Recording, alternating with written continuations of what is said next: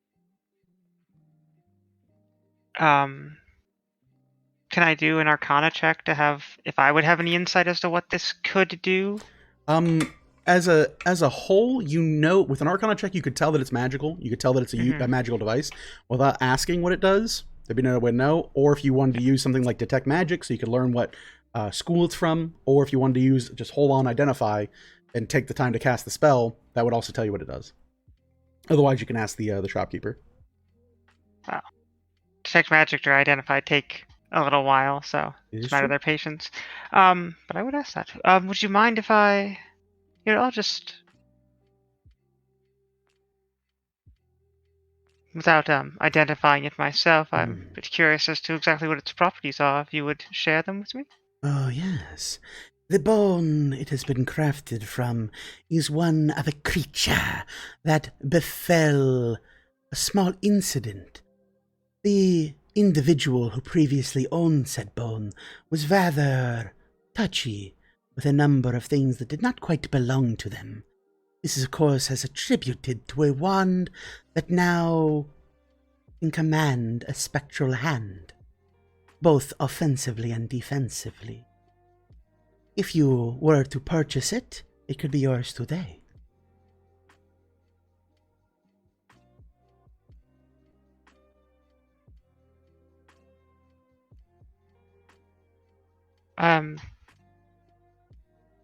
So would that function like a mage hand, or would it be more permanent?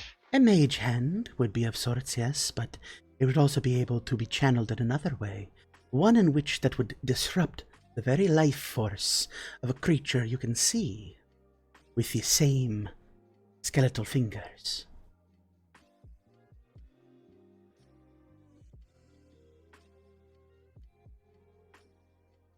If you don't like riddles, you can always roll insight. Hey, can I roll insight on that real quick? 100%.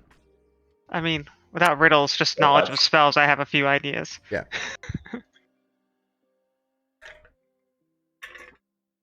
Let me know what you got for insight. 19. 19.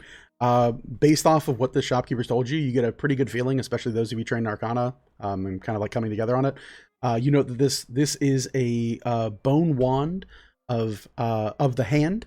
It can cast most likely Mage Hand and Chill Touch at will. Nice. It's not bad, because then I could have more cantrips on lock. Now that I may want this, but I would be remiss not to ask about the other two. Ah, yes. Let's start here. And they point to the blackened, kind of curved wand. And they go, this wand can discern things that not even your arcane eyes might see. By delving deep into it and allowing the wand to guide you, it will lead you to things beyond the veil of reality. Yours today for only 1,500 gold pieces.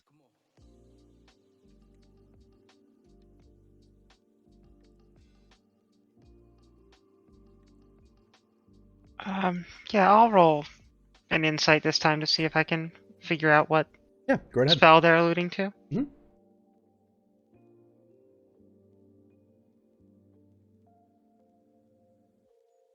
That's only a 9. Okay. You stir your brain a bit. You don't come to an idea as to a spell that would do that. With a 9, it's kind of like there's a bunch of things rangers can do that might work, but as far as what this one is, you're not quite sure. Anyone else want to take a crack? Sure, why not? Okie dokie dokes. That's gonna be a nope. A nope. Okay. You're like maybe it finds where the key's hidden. I don't know. It's a wand of locate car keys. That's what it does. Finds car keys in a world with no cars. Very useful. Yeah, it's actually it's a wand of cart keys. Finds the keys to your cart. It just makes all keys within a certain radius go. Yeah, beep beep beep beep beep. Yeah, you no one's quite sure. But yeah, Okay. you can ask more questions if you want, or up to you.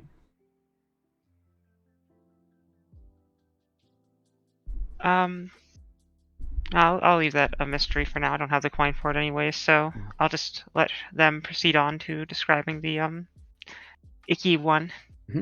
They look to it and go, yes, another fantastic wand. One that was crafted from the den of an arachnid. It, currently houses a number of interesting things about it. I have it on sale for a special deal. Normally 2,000 gold pieces, on sale today for 1,800, as it embodies a variety of useful things that embody the arachnid den of which it is from. By using it, you can ensnare foes, climb upon smooth surfaces, or even create a most putrid stink. Fart wand. Oh no, It is much Several. worse than a fart wand. Have you ever smelled a kobold fart? I have eaten many kobolds who have shit themselves in my mouth, yes. Yeah, me too. Yes. It's a delicacy where I am from. Yeah, same. Kobolds like to eat each other. Do you know the difference between a lizard folk and a kobold? I can think of quite a few. Mostly it's the position on the food chain.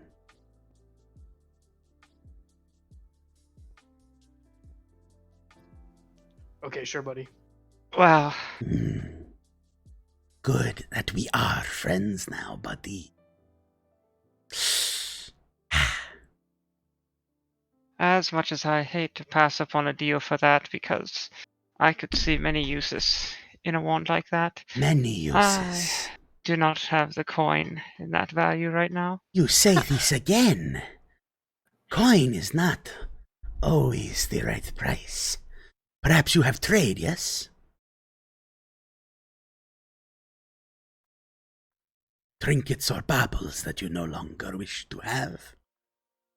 Give them to me.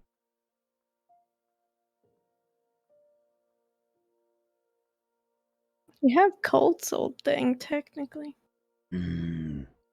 What is the Oh. cold old thing? I'm not sure we want to part with that Yeah. so soon. Hmm. And then I've got his old deck, too. I'm not quite sure what we do with that. Old Ah. dick. Could be interested in that. Interested. JJ will take out his collected conquest deck. You pull out the deck box. This is This is the game it's a of new the card game. tieflings. Yep, it's a game of the tieflings. Yes. Well, we've got just the spare one hanging around now, I suppose. I believe this one's more soldiers and whatnot, if I remember correctly. Might I look through the deck?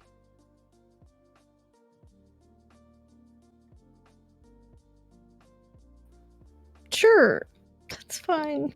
You see these fingers kind of go and gingerly open the latch to the deck box and pull out this stack of tarot cards and flicks them around, and you see them going through each card one at a time, and they get to the dwarf in the deck and they set it out and they look through the rest of the cards and they go, "This is a new one."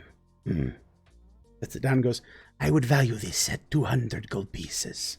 They put the cards back in and click it. "It is lacking many rares and current cards that are sought after." Yeah.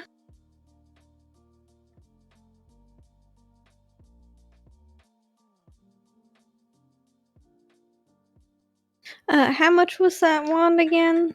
The one that you're most interested in, Miss Vel? 1,800 gold.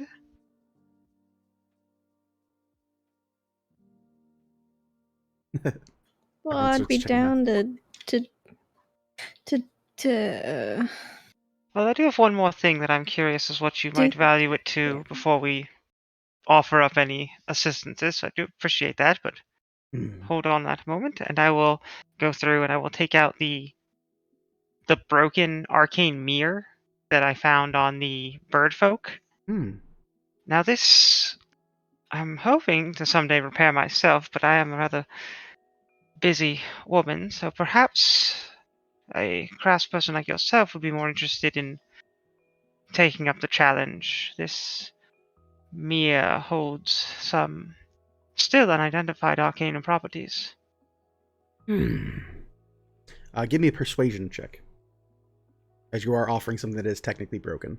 Yeah, that's totally fair.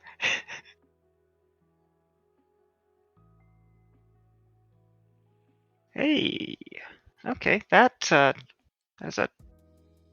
16, not 16? bad. They kind of narrow their lizard folk eyes and go, broken. Might I see it? Yes. And takes the mirror and looks it over, and slowly lifts it and looks on the back of it, runs their claws over it, feeling the metal and texture of it. Goes, there is value in what it is, but of that I cannot tell at this moment. Needs new glass and an artificer to look it over. I will offer you 450 gold pieces for it.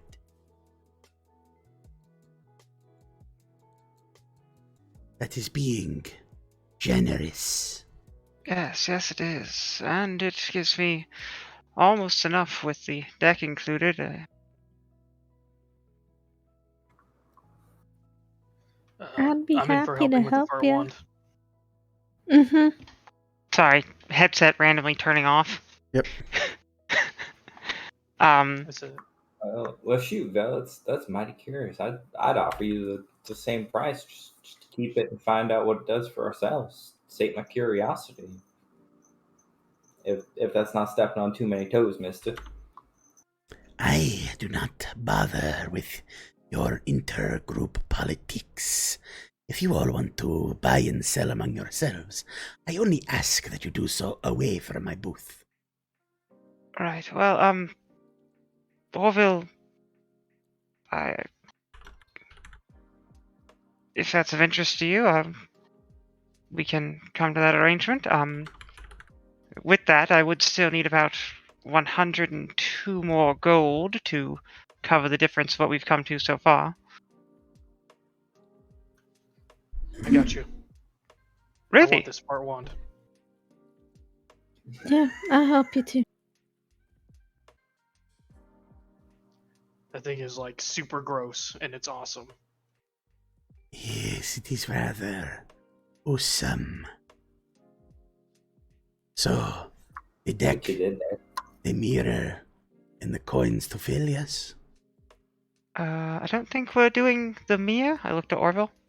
No. I will pay what he's paying for the mirror. Then 1,600 gold coins, please. Or Give my looking for 102. 450. 450, 150 from Cobalt Jones brings you to 600. And then, Val, do you have the other 1,000? I will also put in 150. Okay. So we are at, geez, Lord, 850 to go. Okay, if everyone else was covering that part, then I'll just cover the 850. Okay, you cover the 850. The coins are counted, and you hear 1, 2, 3, 4, 5. Makes a stack. 1, 2, 3, 4, 5. Makes a stack. 1, 2, 3, 4, 5. It's like just does stacks of 5 all the way through and counts it all out over the next like 10 minutes. Because counts it, and then as a lizard folk goes down and like taps the stacks to make sure they're all right, and kind of looks forward and goes, very well. You want for you. Thank Fart you. wand, fart wand, fart wand. Please. I do not use it to fart on people. I won't, I promise you. Your loss. Might I ask your name? My name is Machensi. Can I get a spelling? Yes, that is Machinchi.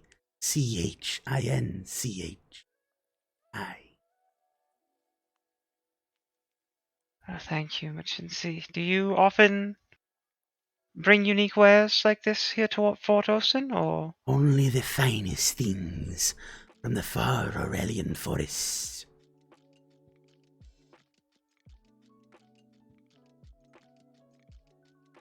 How often do you make your way up here? Once every summer. Now, as the winter is coming, I will return home with my fortunes. Do you hold a shop in Ilzor or anywhere else in Aurelia? I hold a village far to the south, past the northern Aurelian forest. I am the chief merchant of my village.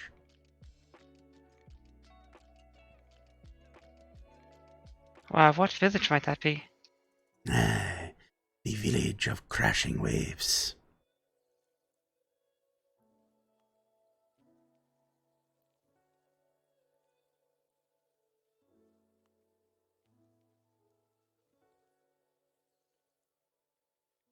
Would I know where that is?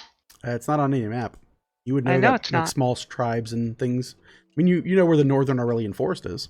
Yeah, Yeah. So south of that could be anywhere. yeah. But with a lot of folks that are tribal, they aren't going to show up on most official maps because they are likely able to pick up a nomad if they need to. Yeah, I just wasn't sure with that being my home area but I mean, I'm not from their part, so I probably wouldn't know their tribe lands. Yeah. I wasn't sure, so I figured I'd ask. No worries. Well, that is good to know if we ever find ourselves back around the home area. Ah, yes. I long and wait for home once more. Should you find yourselves in the area, look for my talismans. They will lead you to the tribe. And as they say this, they show their like clawed fingers and these large kind of like feathery totems that they have on the backs of their hands. JJ will is- sketch that in her book. You look, it's literally a collection of like large kind of plumage feathers that are tied together with kind of like weaved thistle and thread. And they have like a very small collection of like kind of like a dried caked clay material on the back of it. Yes. Now, as business concludes, might I interest you in other items?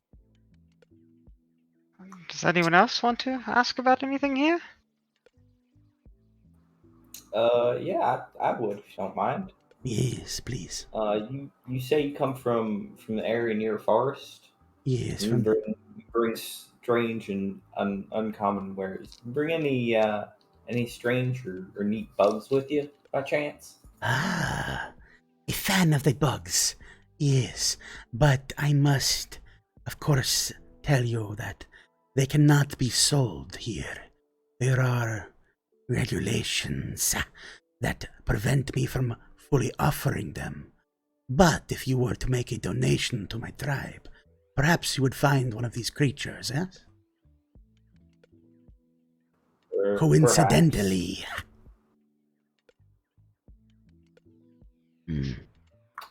What kind of donation are we talking here, fella?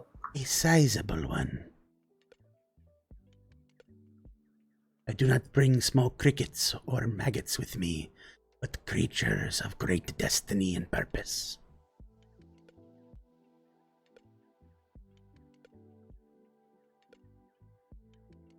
Might you be interested?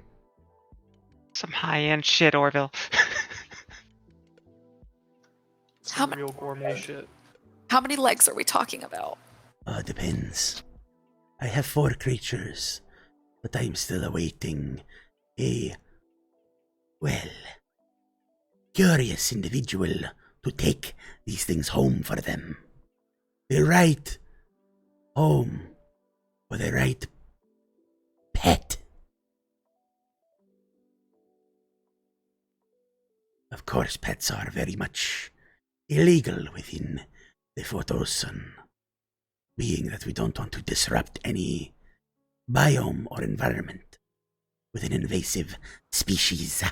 But, as I say, who am I to prevent true belonging? Orphal's gonna to open up his backpack and start counting out 500 gold. Well, they'll like wave a claw at you. You get with insight, they're more saying that like legally they can't sell this to you. They can give you it.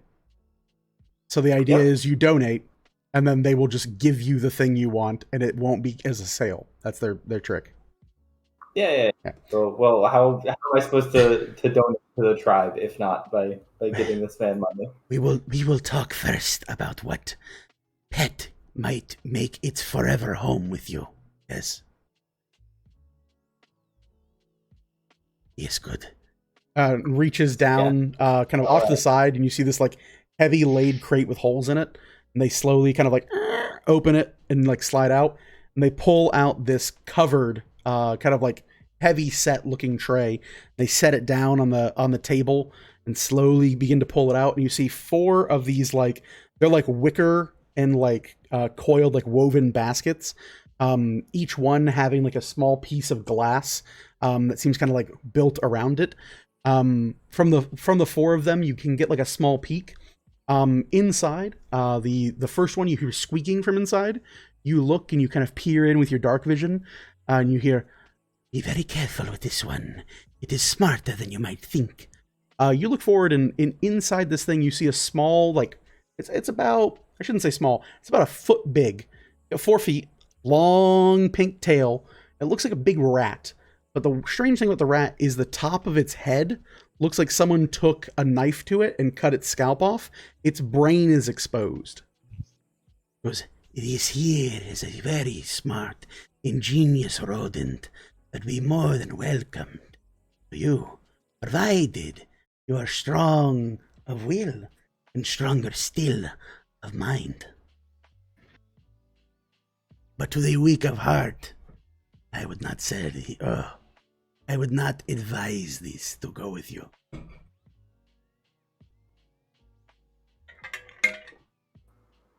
Something tells me that that Vel, with my earlier shenanigans, might object to me being the smart one around here. So we'll leave that one where it's at for now. I mean, I wasn't going to say anything this time. I thought it was cool looking. It's a brain rat. Like, that's neat. Just out of curiosity, what's its name? Just to have a name? You see it look to the left and look to the right. Because there are people within Silverhearth that call this a cranium rat. It has a rather nasty habit of finding a way to bond with you.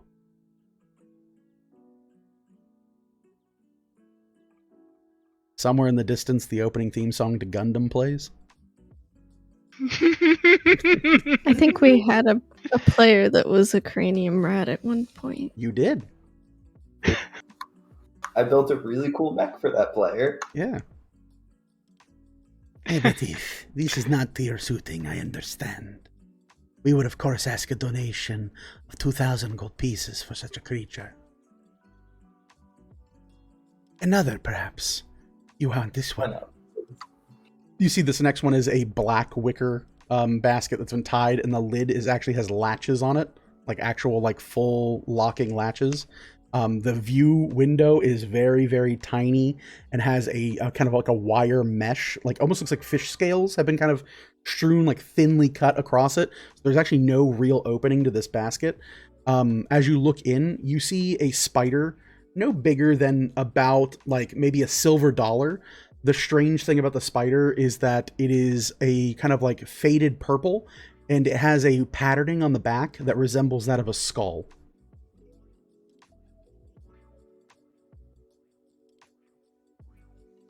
Spicy. Make an insight or nature check about this. Nature, religion, or history. Your pick. We will go with religion. Go for religion.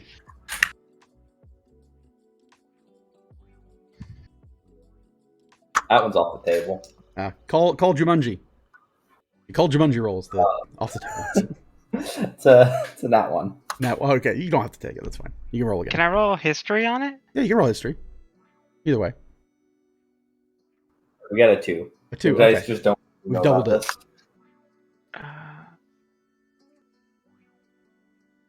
I got an 11. 11. You've seen this marking on a spider before. You're not 100% sure that it is real because these spiders typically should never leave the nest of which they're born. It'd be very dangerous to do that. But historically, you remember that this marking appears on spiders that are born under a bad omen.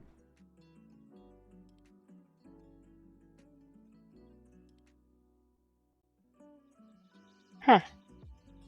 Indeed. What's its name? Ah, its name. Looks at left, looks right. This creature was born from a very dark place, nearly below the crust of the earth itself. Deep below the everworld, where things that even the weavers have forgotten exist still cling to life and thrive. It is known in the north as a spider of Lang. In time, my dear, it will be smarter than even you or I. It all depends on its diet.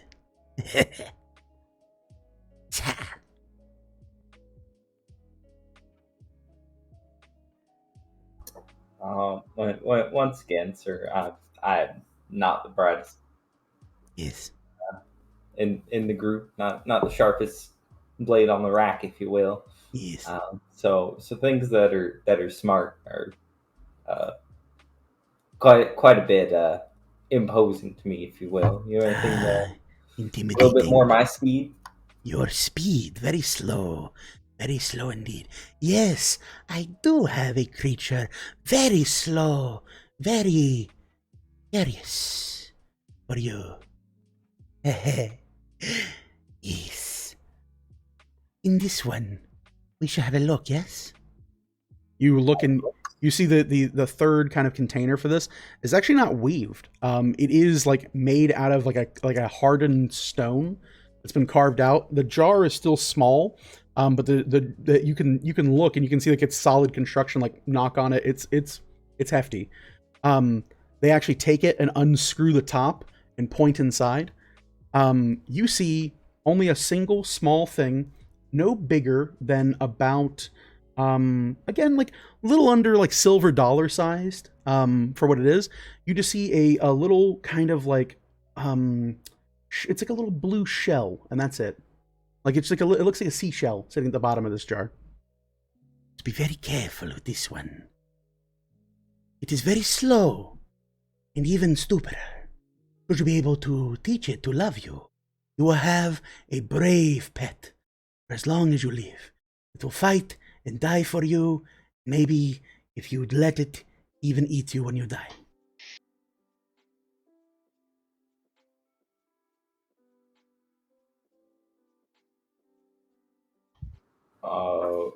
Okay. Yes. It's a deep bond. A very deep bond between master and pet. What's its name? Oh, allow So me that's to what it's for. show you. And they reach out underneath and pull out just a long twig and lightly reach it in there and tap the sides of it. You hear a like kind of like a unfurling, almost like leathery bat wings as this kind of like orange looking material drains from the shell. And then you hear this deafening crack whoosh, and pulls the stick back out, and it's snapped in half. And you look down, you hear this like cracking sound. You look, and inside this is a little blue shell with a little orange body, and where like a normal snail would look away, the top of it is ended in these 3 long tendrils that look like maces. And he goes, This is a flail snail.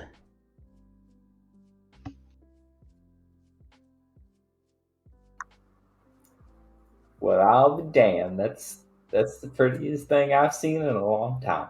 Ah, it is very difficult to get a hold of. Their parents are very territorial. Well, if they're not moving fast, I'd expect them to be. Ah, yes. Conventional weaponry does not work.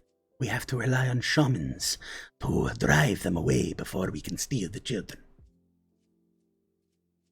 That's wonderful. Yes, it is. It's so wonderful, in fact, that I am willing to give you the deal of the day on it. 2,500 gold pieces.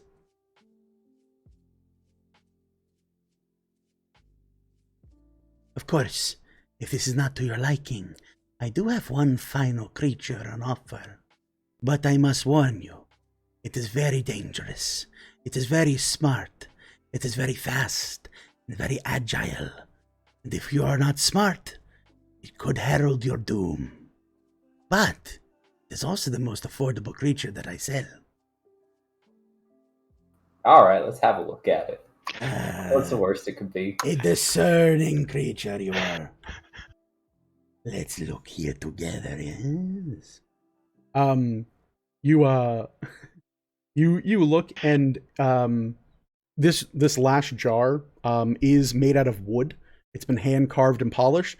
Vel, the strange thing about it is you actually know there are like a number of carvings on it that are like arcane in nature. And it kind of like looks over, and you hear like a small tapping from the lizard folk. You hear this like toop tap, and then from the inside the jar you hear toop toop, and taps back. He goes, I cannot open this creature to review it at this time.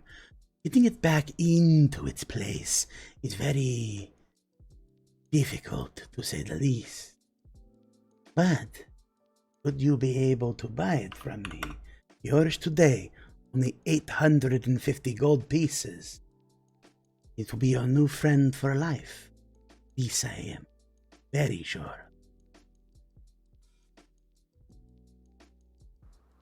What is what's it? What's its name? Yeah. It is a creature far, far, far, far, far from beneath the world. One in which has not seen the light of day ever in its lifespan. A creature not of this world, created from the inking darkness of the various realms without the world itself. It has tendrils as long as your arms are, and is able to rend flesh as easily as it can be a sign of good fortune. There are many names for this creature, but it is a terrifying monster known to some as a flumph.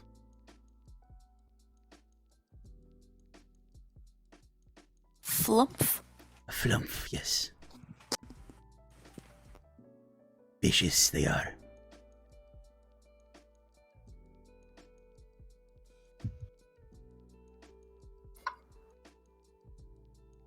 Well, sir, it happens to look like your tribe might have fortune smiling upon it this day. How would I make a donation to you and your people? Oh, well, no problem at all, my dear friend. Should you wish to donate to the cause of the crashing waves, merely state it within the charity box. and they hold out like a small little wooden box with a slot in it that says like religion. It just says like religion payment. And I guess we'll go for 850 gold into the box. Okay. You put 850 gold in there. After counting it out, yeah, you are handed this jar with runes on it, and goes, Be sure that when you open it, you are the first creature it sees, or it might bond with another individual. Be kind to it, for if you are not, it will punish you. In case of emergency, I give you this fair warning. You must turn its life upside down if you wish to survive.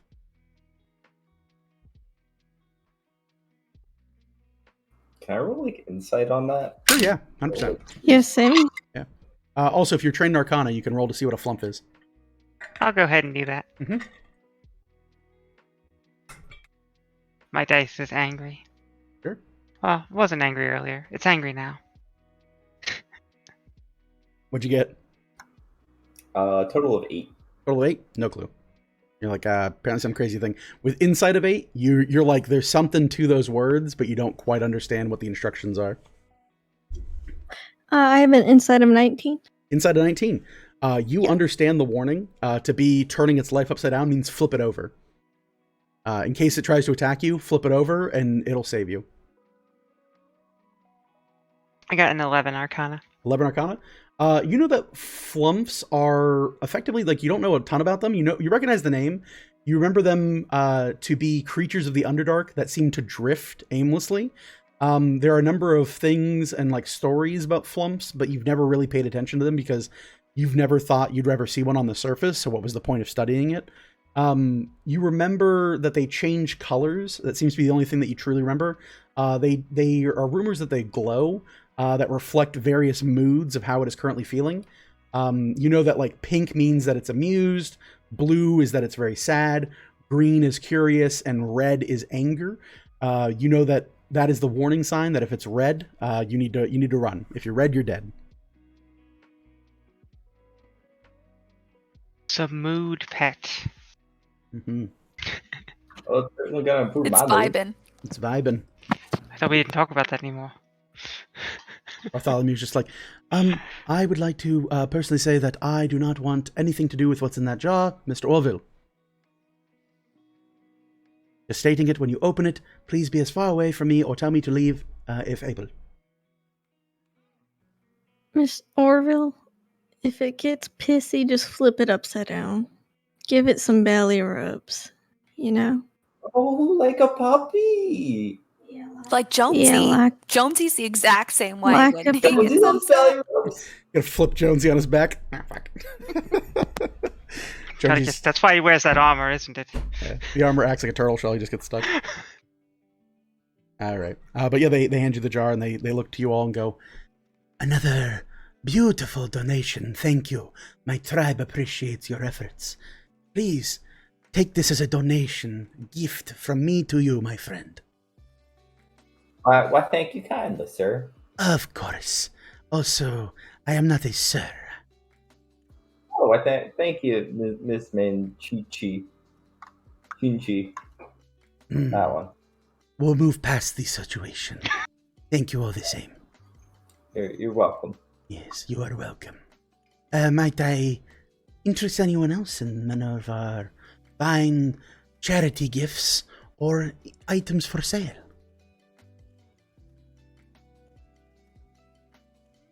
I'm okay. Thank you. Thank you Okay. for your time. Thank you. Thank you, thank you. You didn't want that little spider, Celeste?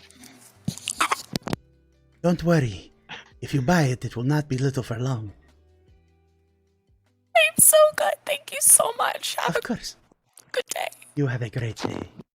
Just have a lot of people who have pets in our group. I wasn't sure. I guess you have Jonesy. That's fair. Yeah. Jonesy's a pet. All right. So with that, we'll end this scene if no one else wants to purchase it.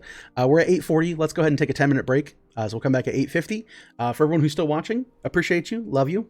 We'll see you after the break if you are a level 20 character. If you're not, then whatever. I'm not your mom. Catch us on YouTube. If you can't make it for the whole thing, it might be, who knows? It might go late, might go early. I don't know. I'm not your boss. Figure your life out. Anyway, we'll see you guys after the break. See you in about 10 minutes. Peace.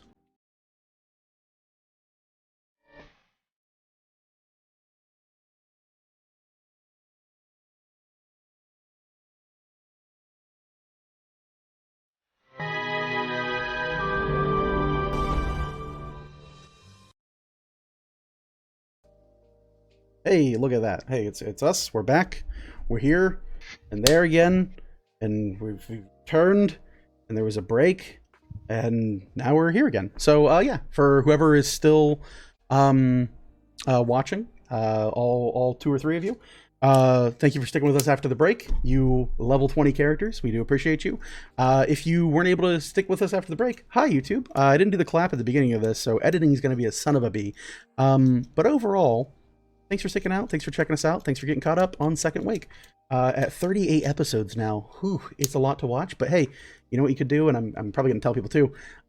Episode 36 is probably a great way to start, since that's the introduction of 2 new characters, and so they're also getting started with Second Wake too. So if they can do it, so can you. So I think it's always like the intimidating thing with like D&D streams is like, oh, Critical Role has 180 episodes. I don't even know what's going on. You're like, just just skip like 90% of them and don't watch any of the combats. You'll be caught up in no time.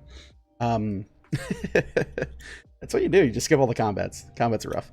But anyway, thanks to all you guys for sticking with us. Let's get right back into it. When we went for break, the group met Machinsi, a lizard folk, a pale lizard folk with a bit of a prismatic aura to them, with these kind of like large pluming feathers, and a table full of strange and mysterious goods from other lands. The group has purchased a wand from an arachnid cave, so they've said, and a small pet that Orville now has in their possession in a large kind of pot that they have. You guys have completed purchases. You've walked away from Machinsi, and you guys are still within the borders of Fort Osen. You guys tell me. You drive the narrative. Where are we going next? I wouldn't mind finding a quiet spot to finish scribing my last spell that I had inked into my pages. Mhm. But I'm not sure what anyone else might want to do. Orville, you said you wanted to do some reading. Yeah, but it doesn't seem like there's a library, so I think that's best saved for another time. I wasn't sure if you meant you had something on you that you were looking for somewhere to do some reading. No, not quite yet. Could I kind of a bit of a scholar? Might I be able to add any insight into what you might have wanted to look up? I was thinking about looking into some religious texts regarding some of the weavers. Right. Yeah, no, that's not my forte. Good luck with that. No, trust me, Ryan, you're the first person that comes to mind when I think of books. But I definitely didn't think this was up your alley, so I thought to look elsewhere. I want to ask Bartholomew sometime. He's well educated. Yeah, as you say this, you look over, and Bartholomew is like looking over the wares of another merchant, and it's kind of like, oh, okay, what how much would that cost? Hundreds of gold. Okay, yep, yep. I'm starting to get a feeling here. Cool. No, that's cool. Yeah, not to worry at all. And like slowly like walks away, and it's like, everyone has ridiculous prices, and I don't like it. What are you looking for, buddy? I'm just looking. I mean, I'm Okay. I'm I employed. just didn't know if you were. No, I'm employed now, and Yeah. you know, you just kind of want to, you know, everyone's buying fun stuff. Maybe you want to look around, see what you get, but I just don't think anything here is for me. No, probably not. Okay. Well, if you have anything specific that you want to look for, you just let us know, and we could probably help you. And no. Oh, I appreciate it, Miss Celeste, but at this point, I don't think that is going to be my market per se. Okay. Yeah. Just curiosity, you know, passing and all that. So, what would you like to do? Scribe your spell. You're gonna wait 4 hours to scribe the spell. Yeah, if I can find somewhere where I think I can do it undisturbed. Yeah, I mean, you go to like the local tavern. There's any number of like small street sides where you could kind of like sit down and just sit on the street and kind of go through your paperwork. Overall, that's kind of like the bigger thing here is that you're sheltered in the sense that you're here, but you're kind of like lacking a formal place. You know that for free you can always stay at the small shanties that are outside of the tower. One will always be provided to you, so housing is always provided to people who travel through Fort Osen. But if you're looking for something like more kind of like closed off, Celeste and Cobalt Jones both know that over on the third, you know that there are a number of places where they kind of do like they rent out abandoned buildings or unoccupied residencies for an hourly fee.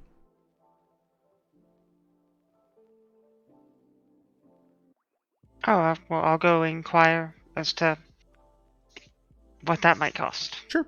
You guys travel to the third floor. Looking it over, you do see a kind of like an open lot of like a number of like small buildings that have all been kind of like almost suburban constructed. You see a guardsman kind of overwatching a small stall. There is a almost like a almost human-looking individual, if not for the patterning of their skin, seems just slightly off. Their eyes also have a number of traits that belong to snakes and serpents. And as they you approach, you hear, Are you looking for a place to stay? Yes, I just have some scribing to do, and I wanted to be undisturbed. How long do you need a building? About 4 hours? 4 hours. Hey, 4 silver pieces. Done. Yes. and you hand over the 4 silver. They hand you a small little like iron key. They go, You have access to 2C. Follow the signs. You cannot miss it. Nod, I will head off. all right. You guys head off. Are the rest of you guys going with Vel? I look back to the group. Yes. Did we lose Bartholomew on the elevator again? You turn back. Buddy is like within earshot of the group, but is currently stuck, holding open a small door for somebody. They're not quite sure when to let the door go. People keep coming in and out of the small building. It's like, oh, okay, yep. You have a great day. Oh, of course you. I'm gonna walk up to it and put my hand on the door. Oh, you're taking wait over. For... Great. And Yeah, walks go away. ahead, buddy. I'm gonna move my hand. Just walk away. Yeah, you hear, oh, son of a bitch! Who the fuck closed? Oh, shit! He goes, Miss Celeste, I think you injured somebody. No, I don't. Oh, okay. Yeah, no, we don't look back. Okay. Like starts walking. But yeah, if you guys just want to chill for like a short rest while Vel copies down her spell for 4 hours, you certainly can. Yeah. If anyone else wants to do anything, I'm good. Just kind of being like in my space for a bit. I think we definitely didn't look at every store on the second level, but I don't have no money no more. Yeah, you guys look it over, unlocking the door. It's like a studio. It's got a nice couch, a small kind of like twin size bed, a place that has like a small basin of water, and a room that has a pot in it. Everything you need just for like a little kind of rest and stay. Small table, middle of it. Nice little rental home.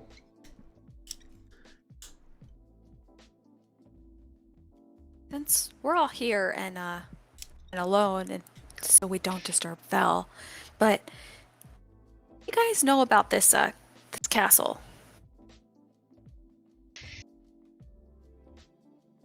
Bartholomew looks to you and goes, castle? We're going to a castle? A castle? The Oh. black castle? The Kind's Plummet place? Yeah. Well, there is for lack of a better term, deranged maniac currently inhabiting it. He does have a stellar radio show in the mornings. I think that's what they call it, a radio show. I see a ghost, and I'll hold up my axe. Bartholomew. He wants to kill all the humans, I think. Ooh, could be. So I'm not quite sure exactly. I'm not sure. Humans or humanoids? Humans. He doesn't like Okay. humans. Who does? And then exactly. I think cats and dogs. I think he made it rain cats and dogs quite literally. He summoned lightning to kill someone who was just calling in. Yep, he did summon lightning to kill someone who called in. Thank you, Bill. But yeah, I know that the Prince of Silver Hearth is trying to get rid of him. Haven't been able to hear him for a few days. Can't really hear him over those mountains. It's a little far. But other than that, that's about all I really know. Montserrat, I believe. Montserrat, something like that. Is the dude in it. MMLR 660. Yeah. Oh yeah, and something to do with the moon. The moon. I think the moon's green. He was talking to the moon. Yeah, that. That's about it. I'm not sure if Orville remembers anything else. I'm planting metal rods. They're like beacons, and conduits. Mm-hmm. Is that an umlaut? Jeez. How dare it? Dwarven.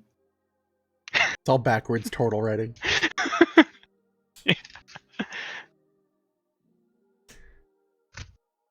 Bartholomew does speak up and goes, yes, we didn't get many of the broadcast in Orin, but there are a number of individuals who came through the town who said they worked for the MMLR 660 station.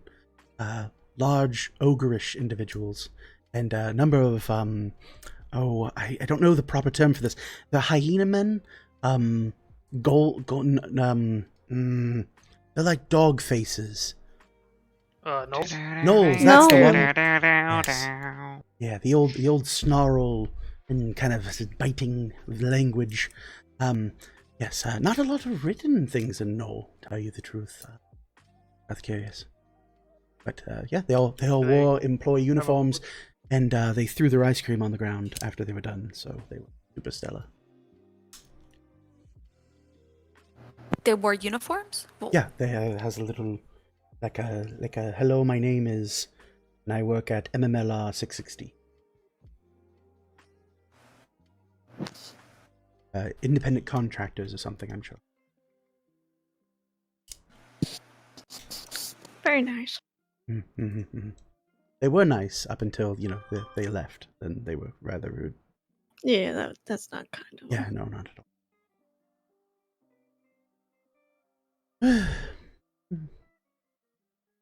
Yeah, that's Anyone, about it. anyone read any good books lately?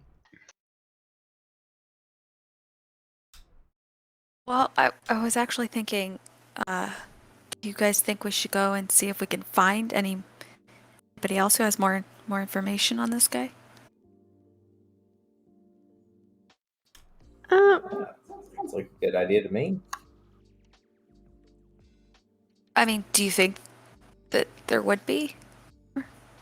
Especially since there's not a library here, so it's not like we can exactly go, not that that's really my scene anyway, but... Orville, could you take Yes, sir? another silver to that guard? I realize I may have to attune to that wand. Yes, of course, but I'll pay him on the way out. Thank you.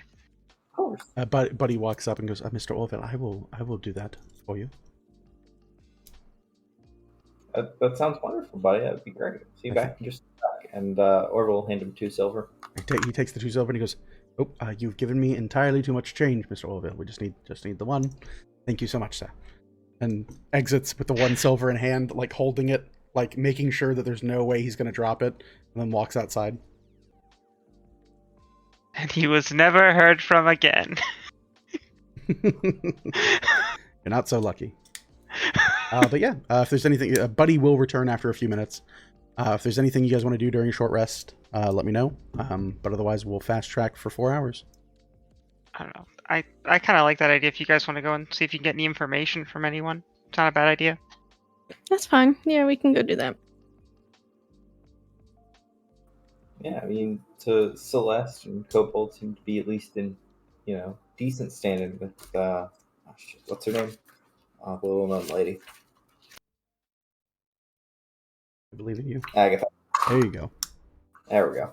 Just have to flip back in my notes. I was like, I know you took notes. Well, Come on. yeah, y'all seem to be in good standing with Agatha. Maybe she knows somebody or of somebody that knows something. They seem to be a well-informed lot back over there. Yeah, she's on the 3rd floor. We could just go up there and have a little word while Vel's busy doing all that stuff, and then we'll be back in time. Plenty of time, actually, I think. Yeah. Go for a walk. Still haven't walked off all the, as Felix would say, brewskis and burgies. Yeah. Yeah, good idea. Right. Okay, I guess we'll head up to the 3rd floor. You are on the 3rd floor already. Oh yeah, Yeah. Buddy's back, right? Yeah, he's standing right next to you like, oh, yes, we're right here. Do you want to go with us to go talk to Agatha? Do you want to stay here with Val? I could stay here with Miss Dowenvey so that she's not terribly alone as she works on her spells. Unless you need a diplomat, in which case I will be there front and center. We could always use you. Okay. If you'd prefer to stay with Val, you can. Oh, no. I work for you, so I will do what the job requires. Okay, but you're not required. You can have an opinion. If you want to stay, you can stay. Well, I will. I guess I'll go to make sure that I can translate, if need be, or offer insight into any number of pointed topics. Perhaps if you require a bit of history on the area, or good idea. Any translations that might arise, I could do all these things for you. Yes. Good idea. Great idea. I could shoot someone now. This is true. Great But idea. self-defense. Yes, self-defense, as Mr. Felix said. Okay, Or well, let's I go. feel like he's not here to police us anymore. So with that, Vel, you stay to copy your spells. The group sets off further down into the 3rd floor. Much as she said, it's really easy to find her manor, more so as Celeste and Cobalt Jones are with you guys. You head right to it. It's a large building that's built into the side of in the side of the 3rd floor. You find the name of her estate, and are very much welcomed in. A small few knocks at the door, and you again see her as she kind of like opens the door and looks to you. You see her bright hair and the like kind of look you over, and she goes, "Oh, well, hello.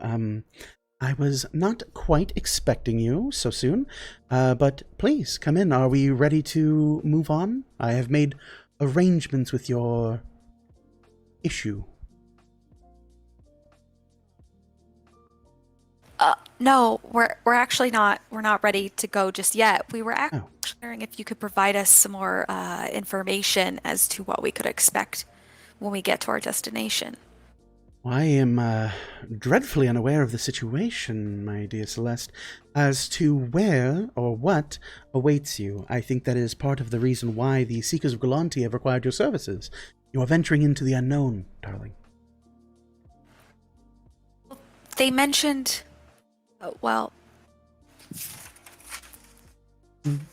they mentioned a radio station. Yes. Yeah. We don't much get the broadcasts out this far, but every morning at sunrise, there has been reports of individuals hearing a voice on the airway known as Montserrat of MMLR 660, a creature or person that seems to have a vendetta against the King of Silverhearth, and one that, for whatever reason, has drawn the ire of the Silverhearthian military. I do believe that is the purpose of your little group, is it not, Mr. Lee Judd, Miss Lightning? Yes, we were told to obviously check out the southern part of Ravon, but also to sweep around and go to Kynes, and see if, I believe the prince wanted aid and whatnot. Well, aiding a humanic prince, of course, will earn you a number of positive credibility. You can also likely assume that word has not reached the prince in the field at this point, so there should be, hopefully, no messy business as it might be within the city.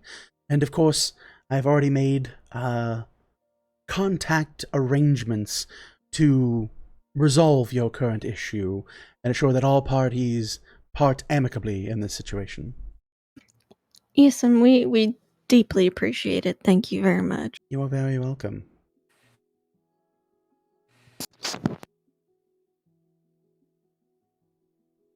Were there other questions you had, Celeste, my dear? Oh no, that was really it. I just didn't know if you had any additional insight, but Not truly. I have heard rumors, of course, that I could provide you, but It's nothing you might not have heard just in random chatter. Most of the people who have come from the north this far have spoken of hordes, of an army being built, a dark force that seems to marshal innumerable bodies and creatures of the like, from everything from Ogren to gnolls to various goblinoid races and orcish individuals that have traveled far, now seem to work or otherwise take patronage of this MMLR studio, as it is so known, to the point that it is concerning to the Prince of Silverhearth, to the point that the Prince of Silverhearth's ward, or herald at this point, has brought about this arrangement that you should find yourself in the employ of these Weavers Chosen. Sounds like ghosts. It might not be ghosts, but I wouldn't rule that out. Who knows? When you have enough ability to contact everyone on this side of the coast at once every morning, you might be in leagues with ghosts. Who knows? Ha! Told ya. Wouldn't rule it out. Okay. Thank you for your time. Sorry to bother you. Of course, not a bother at all, my darling Celeste. Are they treating you well? Yeah, no, they're great. Very good. They're great. Fast friends, then. When you all are ready, please let me know, and I can make arrangements for the circle to be in use, so that you all can venture to Fort Pale post-haste. Will do. Thank you. We'll be back. And thank you as well. Alright, you guys head back. Time passes easily enough. You get back, Vel is still copying spells. It takes about another hour or so. The spells are copied. You attune to the wand? I'd identify it first just to make sure. But Oh, yeah. sure. Okay, sure. You want to identify it? Mm-hmm. It does require attunement. So, Vel identifies the wand after copying her spell. You see this dark shadow draw from her. Once again, this heavy, cloaked spirit with these, like, kind of old man creepy hands reach out and grab either side of Vel's shoulder and leans this hooded face down to whisper into her ear in this unintelligible speech. And you hear, Well, hello there again, Velafil Dowenvey. What have you brought this? Oh, a wand of the Arachne. Curious. A device most magical, created from bits and pieces of caverns most foul and infested with spider-like creatures. I can tell you that this wand requires attunement of one's soul and body. It holds, at most, six charges, and recovers 1d4 plus 1 charges per day. At your command, you may cast, for but a single charge, the spells Web and Spider Walk. I think it's actually Spider Climb. Hold on. Yeah, Spider Climb. You may cast Web or Spider Climb for but a single charge each. Or, should you prefer, for 2 charges, you could cast the spell Stinking Cloud, a most fortuitous, high-level spell. Unfortunately, however, prolonged use could have ill effects.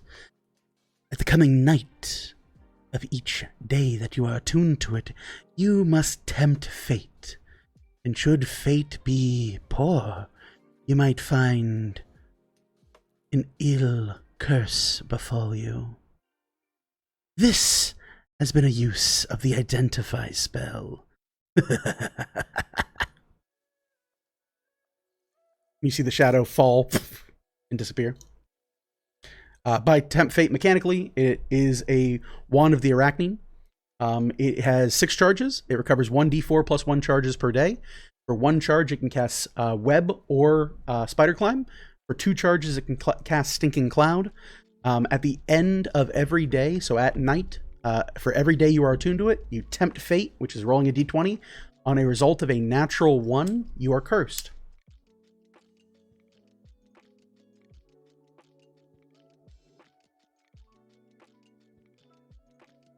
How fun.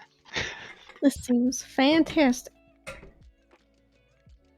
I mean, I've already got one curse. What's a few more besides?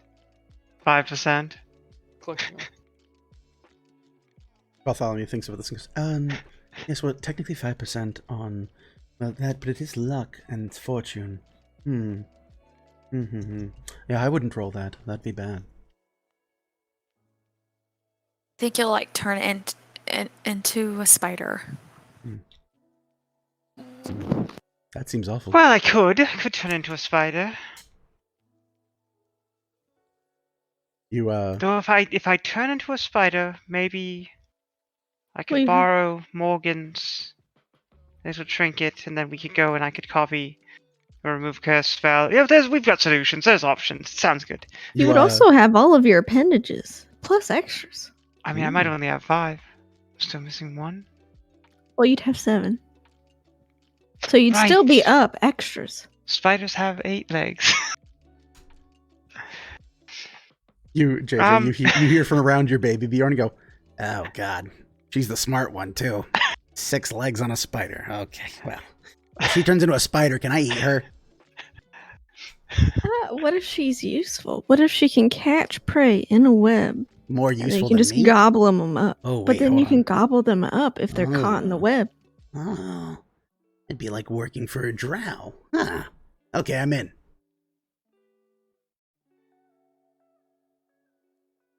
You see Basler kind of like wiggle around in the baby Bjorn and just goes, this thing is awesome. At first I kind of didn't like it, but I'm kind of digging it now. My toes get a little cold though, so you maybe want to give me some socks one of these days. Yeah, that'd be cool. No rush. Sure. Baby socks. Socks I gotta go find some baby socks. Whoa. Young man socks, excuse you, first off. Young gentleman socks. Gentleman. I like it. You hear Bartholomew mutter like, that's no gentleman. That's a god-awful, monstrous This thing. is my youth adult. child. Oh goodness. I birthed him from a lamp. That is a very creepy way to describe our relationship, kid. But I'm gonna go with it. That's right, Mama.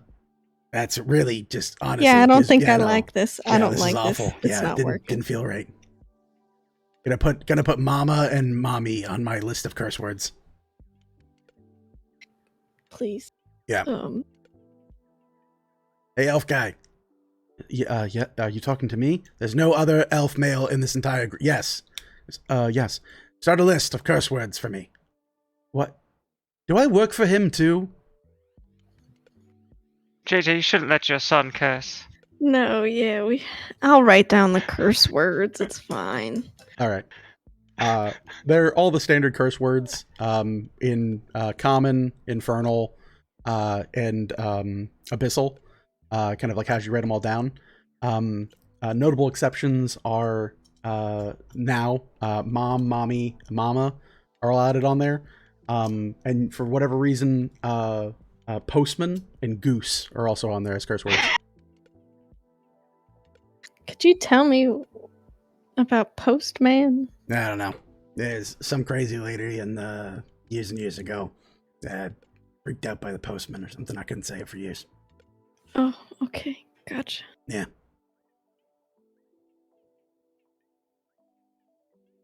Belle, how much time you got left? She's done. If she wants to return to the wand or shit. not, that's it. Yeah, did you need something? I was gonna go get him some socks. Oh, Bartholomew looks at you and goes, I can go do that if you want. Get him Oh, some I don't- socks, maybe like some formula. Seems a little ornery. Yeah. Yeah. I'll take small child soul for in like a bottle. No fucking raisins though. Oh, I'm sorry. No raisins though. Do children's Gotta souls start a generally come with swear jar. raisins? No, but I feel like, I have a bad history of getting given raisins instead of souls, so no ants. Fair. They're And- technically souls, but Okay. And technically seeds are a meal, but I'm not gonna live on. Well, I'm going to attune to this, so you can go ahead and take care of that. yeah, I'll go grab some socks. Right? Yeah. easy to do. Just go ahead and mark off like, I don't even know, like two copper coins. Okie dokie. You get a selection of 3 socks. You get baby blue, white, and pink in a 3-pack. They're all Great. tiny socks for tiny kids. Vel, you attune to this wand of the Iraqi. Mm-hmm. Okay. You attune to it. You can feel your spiritual bonding over the next hour combined with this wand, and you immediately feel this kind of like creepy, crawly presence, as if things are currently like not on you, but you get that sensation that something's crawling on you the entire time. In your experience with this is definitely a telltale sign of a curse being levied on you, meaning that you cannot unattune from this unless you remove curse first. I thought I had to roll to get a curse. Well, you're not cursed, but it is a cursed item. Okay. So it does lock your slot. You can't unattune from it willingly. Effectively, you'd have to remove curse, then unattune to it. If you want to I guess I misunderstood that. I thought it became unremovable once I failed the roll. But okay. No. It's cursed in the sense that like you can't try to duck the curse every day. Like, oh, nighttime, yeet the wand, run. Like it'll still hunt you down. But yeah, you every so often, especially if you don't have time to move, if you're just kind of like sitting there, you get the small sensation as if a tarantula is crawling on like any type of arm. It's just kind of like this like overall effect of it. It just always feels like there's a spider on you whenever you have like a moment of rest. There is definitely that feeling, like uncomfortableness of it. But you attune to it. Tingly.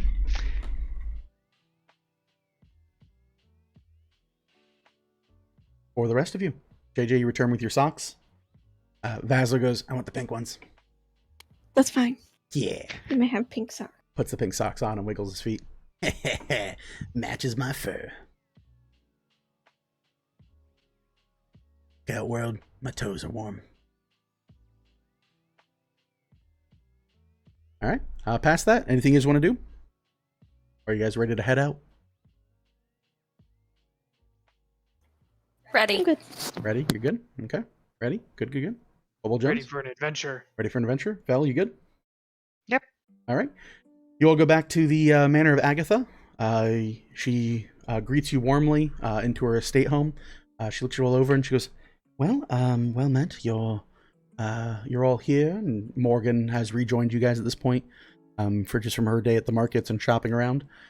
She goes, is there anything that I can help provide for you, or might you be ready to continue on via the method we described? I think we are ready to make our way to Fort Pale. All right, making your way to Fort Pale. She looks you over and goes, very good. I will go ahead and give me a second here. And she kind of weaves her hand in the air a little bit, and you see a small flicker of magic. And she speaks into the open air, and you hear, yes, hello. Yes, this is Agatha. I'm reaching you out about that thing we discussed. Did you have it prepared for me, please? And she waits. She goes, wonderful, thank you so much. She hears it again.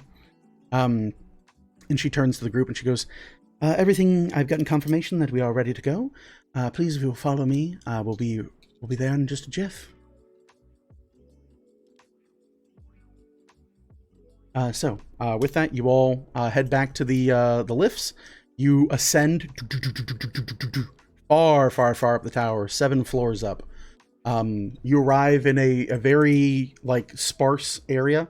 There are a number of things that seem to be just general storage. You get the feeling of the end of Indiana Jones, where there's just piles of crates and boxes all over the area. And you follow all the way through until you reach a lantern that is miscolored. It seems to have a blue light in it instead of the standard red flame. Agatha points that way and leads you guys there.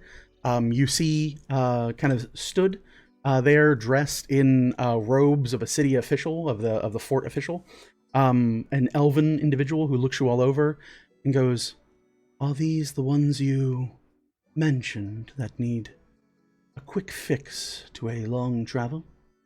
And she goes, indeed they are. They're to go to Fort Pale, which I believe you already know the correct runes for. She goes, indeed we do. And compensation?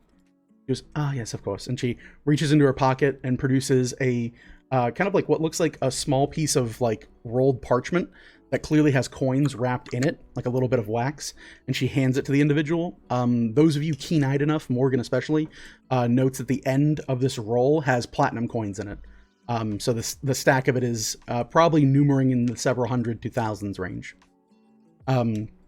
She hands it over, and you see this elf kind of like roll it betwixt the fingers and kind of like look it over and go, everything is in order then. And tucks it into their pocket, goes, right this way, and leads you guys to what looks like just a stone wall. But as they wave their hand over it, you see it shimmer for a second, and they point and they go, after you. And you look and like Bartholomew kind of like, I will, yes, and walks chest out through this, like through a stone wall. He goes, I'm not dead. I'm on the other side of nothing. I'll follow after, buddy. All right. Everyone walks through this this illusory wall. You come to a very small room that actually looks like it is just a section of this fort that has been like long forgotten. It looks by the stacking of bricks to either side as if this was sealed away or attempted to be ruined at one point. Vel, you look in the center of this room is a large arcane circle that looks at one point, it looks like there were like blades or cut marks across the boundary of it, but has now since been restored. You look and you can see fresh engraving and markings that run the length of this strange looking arcane magical circle. And the elven individual looks and goes, if you have everything that you require, your transport has already been paid for. You may step within, and I will enact the ritual to send you to Fort Pale. Everything good? Everyone good? Cool? All right, cool. So you guys head into the teleportation circle. You see the elven individual roll up their sleeves and begin chanting this kind of ritual for casting teleportation circle. You see the runes all alight and like this kind of ethereal fire. In doing so, you begin to hear this chanting rise, this boundary, as he begins to speak in old, ancient Sylvan, the rites and spellcasting ritual needs for the teleportation circle to Fort Osen, from Fort Osen to Fort Pale. You begin to hear Velthil in Sylvan and Elvish. Bartholomew can be like, oh, he's very good. His pronunciation is tremendous. You start seeing the light flare up slowly. I speak Elvish, not Sylvan. Oh, true. You see, well, Bartholomew speaks it all, so he tells you. Yeah. You see the lights go up, and there's a large kind of heavy-set boundary as it now like kind of encapsulates you guys within the confines of the spell. You begin to hear flaring and like crackling of arcane energy as he begins to rise with a crescendo to it. And it is this point you hear this hissing, almost like popping sound, and it's kind of like this like distressing. Like, I need everyone to make me a charisma saving throw as you watch as a black bolt of lightning erupts out of Velithil's arm and strikes the arcane circle. You see it tear through part of the stonework and the runes begin to shift upon the floor. I got my necklace on! Yeah, I can't possess you. 11. 11? Okay. 26. Do I have 26? advantage on this from Yes, you do, the from your necklace. amulet? Mhm. Okay. Kobold? 10. 10? Orville? 13. 13? Velthil? 15? 15, okay. You watch small runes trace across the floor. The bright blue elven magic light switches and twists in weird ways. And you hear, oh, I found you, and now you will come to me. The spell erupts in a flash of cavalcading lights, and you feel yourselves be pulled and twisted unearthly as if something has truly gone wrong with this spell. A flash of light blinds you, and you can see these hues of dark, black inking masses. As you open your eyes within the transportation of this spell, you can see walls of shadowy creatures and faces stare at you throughout this eerie, dark tunnel, your body being whisked away across endless, countless miles. For how long, who can say? You hear the hissing laughter and twisting of the area, and in a flash, you arrive in a landing heap on the ground. You slowly collect yourselves and begin to feel nothing quite feels right. Hobo Jones, you rolled a 10. Celeste, you rolled an 11, right? All right. You both take a point of exhaustion as the travel has drained you of a bit of your constitution.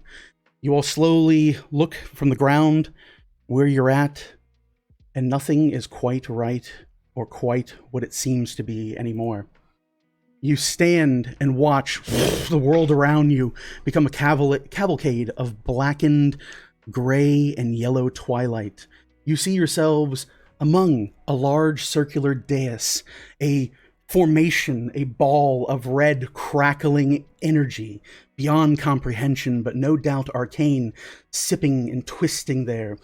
And you watch as across these 5 stones that surround this very ancient-looking dais, among the fog and clouds of the area, you see but a single golden wire begin to trail from beneath the stones themselves and slowly begin to twist and turn into various, well, shapes, to say the least. You see as the threads cross behind the boundary, walking in a circle around the area. Each step it seems to take, it takes on larger and larger forms. And you hear, "Oh, I was waiting so long. My friend could not find you. You wore something to hide yourselves, yet its body is but me itself. Your shadow weaving days are done, demons." Yes. You see a creature clad of dark shadows and bright yellow thread that seems to be no more than a doll of sorts that seems to almost lanky and stand about 8.5 feet tall. Look across and view you. You can see a pair of bright yellow lights staring back at you from behind this kind of heavy-set stone. You see it, these long, kind of creeping-looking fingers twist around the stone and pull this eerie-looking face to view you. And you see this creature.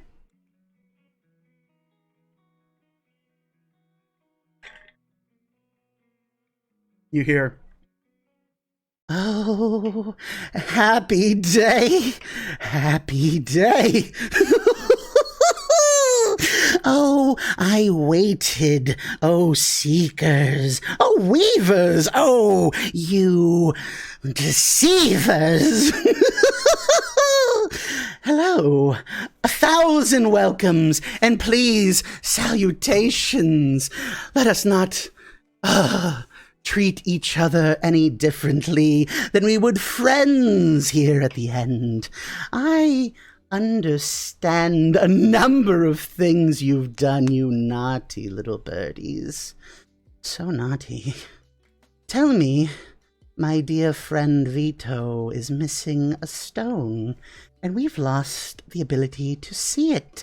But I know it where, well, it now calls home.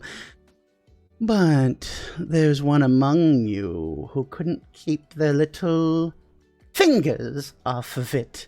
So tell me, what have you done to the stone?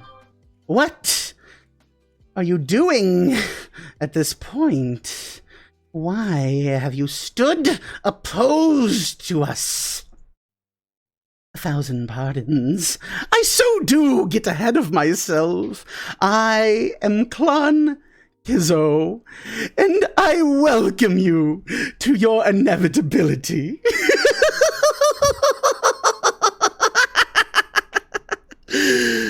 Oh, please tell me, is this where your journey ends with no divinity? You see these pale yellow lights staring back at you from behind this stone as this creeping, tall, lanky, almost singularly bodied but separated in certain slots creature looks over you and kind of like gives you these strange glances, looking for the first of you brave enough to speak to do so.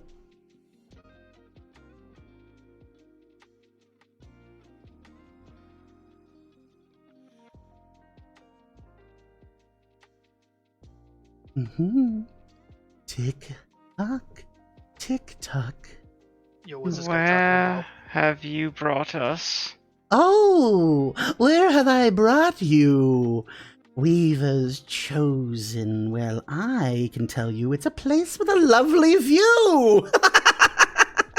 Don't worry about where you are, for trust me, you are rather far.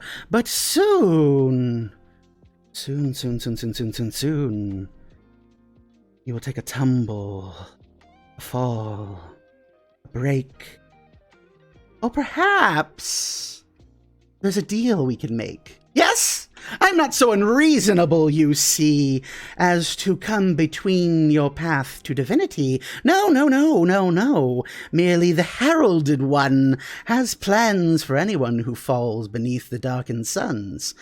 Tell me, Weavers, there are few among you now that I can see that have awakened to the truth of this world, that the gods of Lath are dead. Yes, as we've cut off their head and left Artnum in what disparity we found it in now. But don't frown, my friends. No, my dear prey.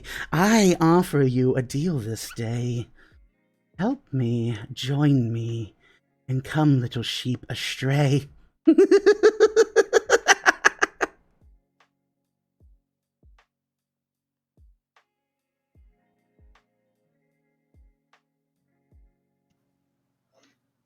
You're weird. Oh, thank you.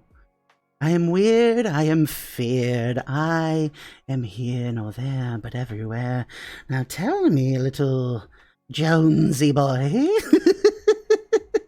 are you not terrified? Nah, I've seen worse. Good. And I've seen better, so better in fact, that, well, I suppose I'll leave that there, actually. Don't want to spoil anything. So tell us, where's your mind at, children?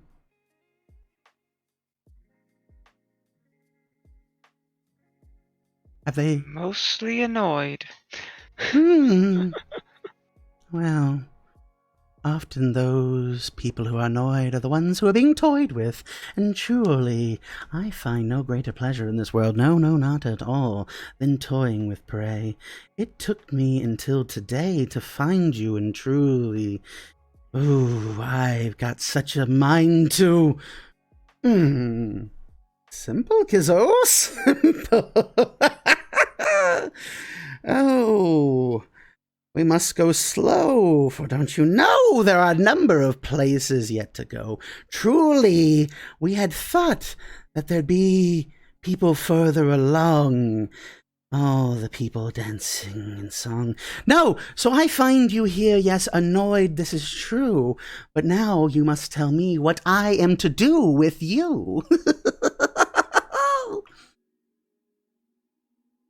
Well, you're the one who brought us here, so what is it that you want? Oh, well, what I want is a bit irrelevant, but I've always wanted to own an elephant. But no, I will not barter this day for animals. No, not indeed. I merely need to speak to you mammals. So this is what I am offering. I give you a choice, not one path, but two. It's all for you to decide what it is you do. The first sees us here, watching you struggle as I rip your throats out, and I don't become very humble. But the other option is twofold. You abandon the world, you come play with me, and you join my world. After all, there is something to be said with mortals when you catch them in these portals. They have opportunities, you see, and now you can work for me. Yo, your world sucks. And you! Well, you're rather short, actually. I don't want to bother. But... Work for you. Yes. Are you not just a servant of another yourself? Oh, well, now that is a curious one to say of myself. I suppose I'm far better off than you are, elf. For to say that we are equals is not quite the truth. For you see, you live inside the house, but I am the roof. I am so far... comparing you to me. Oh, interrupting there, I see. But no matter. Yes. We are all given the illusion to be free. I give you this choice, as simple as can be. Decide to join me, or prepare to fight me. Can I just ask a question? Yes, you in the back, so tall and so dour. I see your blood is angelic, but you have no real power. That's cute, rhyme. Thank you. Were you just looking for anybody in these portals, or were you specifically looking for one of us, or like why? Oh. Sorry, I just don't. You didn't just tell her. Well, that's rather rude. Who is you? Her! With the missing arm, who has decided to take my little charm and affix it to the end of that arm, and thus now sits here acting as if they belong. No, please, yes, play with forces you do not control, but that is one way to get rolled by the world. Okay, wait. Just backpedal just a little bit here. Vel stole your charm? Yes. And now you want it back. No. I'm not upset. I'm impressed. But you see here, it takes, well, a number of things that make you better than the rest. It shows initiative. It shows gumption. It shows that you have the desire to learn how the shadows do function. And so I offer it to you here. Take the dip in the pools, my dear, and then there'll be nothing left here to fear. Yo, this is like a horrible deal. This guy only speaks in rhymes, and it is extremely annoying. Oh. I'm so very sorry for you, Jonesy. Deal breaker. You don't want me to rhyme, I don't have to every time, but there are a number of things that can stop your heart in time. Probably those Bergies. Perhaps. Watch your weight. My question, Go on. if I could, Mr. Clon Kizzo, what would you be having us do if we're working for you? Oh, I appreciated the couplet there. Truly, you are quite fair. It's only good that you know what you're in for. You see, there's the threat of death being presented on the floor. Now, what I would have you do is not that far off from what it is, well, that's in your purview. Simply swearing a different master, avoiding a calamitous disaster, and helping me and the heralded one bring forth an unnatural biblical disaster. You see, this world is not what you think it might be. No, for there were fools who grasped at divinity. They built everything you know, and now they're nowhere to show. They've burned the world, and, well, now we just have the herald. But with that, we have a plan, you see. It's far, it's wide, it's our own gambit for divinity. By ascending one of our own, we can turn everything that is left. Well, I don't want to give away spoilers. To stone. Turn everything left to stone, right? Because that right? No. Okay. Points to you. Yes. Thank you. Thanks. Yes, Thanks. very well done. I was thinking moan, like Alon.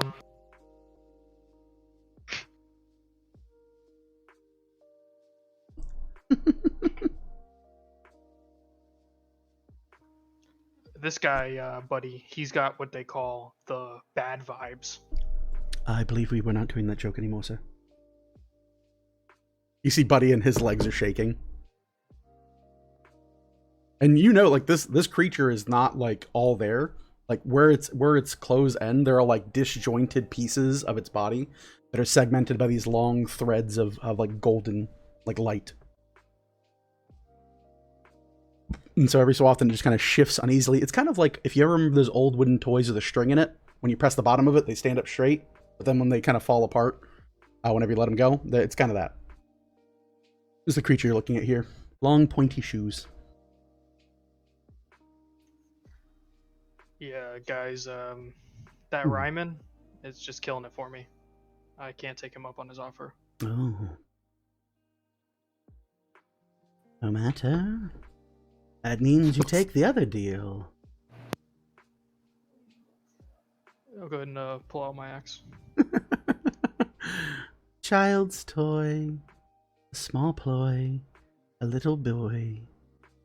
Well then. So be it. For each and every one of us. I guess that's just how you see it. A shame your adventure ends here, dear weavers. I wanted you to be friends, but now you're non-believers.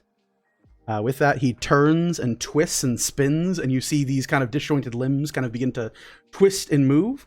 Yeah, let's jump into it. With that, whoop, whoop, whoop. Let's see if I can do this here. I can switch to this, to that, and then we can do, let's see here. Whoop.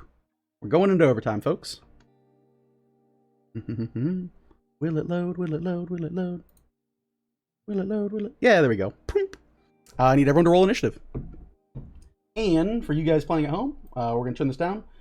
For anyone who wants to, you guys can pull up the stream to listen to the music in the background, but I didn't want to run it through rhythm because I wanted it to be able to be volume controlled if I need it. If it gets too loud, let me know. I can't remember. It's been a while. I get disadvantaged because I'm exhausted to initiative, right? Any ability check, yeah. Okay.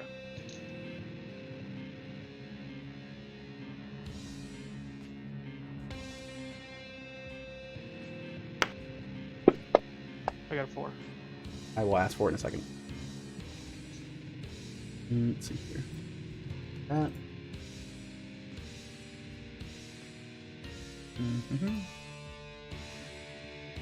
Oh.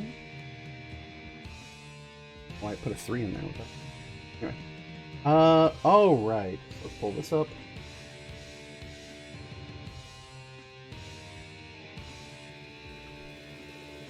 Here we go. All right. So, with that, who has, let's see here, a 25 or higher?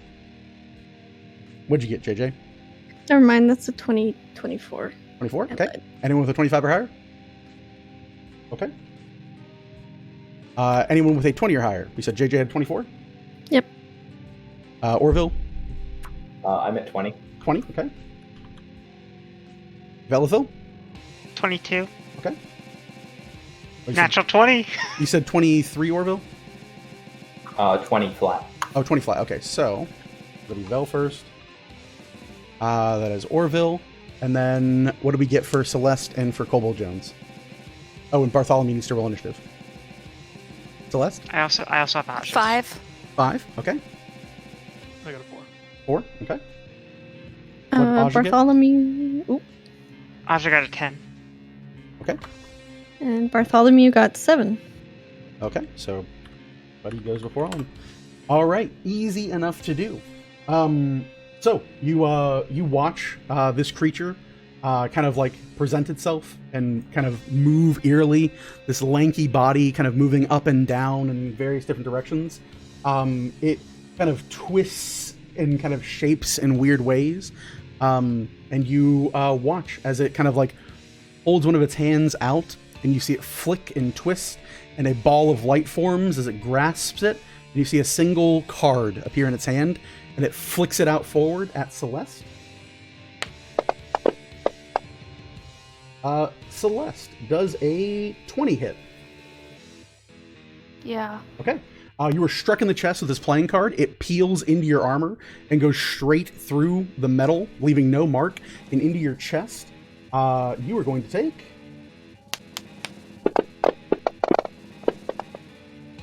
25 points of force damage. You hear him go,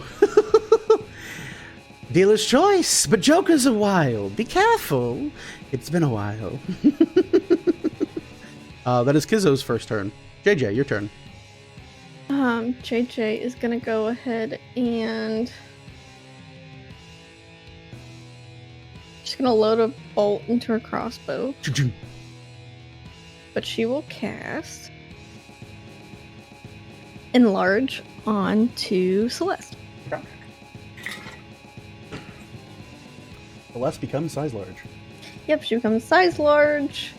And let me see if there's anything else important. Mm-hmm. Advantage on strength checks and strength saving throws. And then your weapons. You know, you can use your weapon, and then your attacks deal 1d4 extra.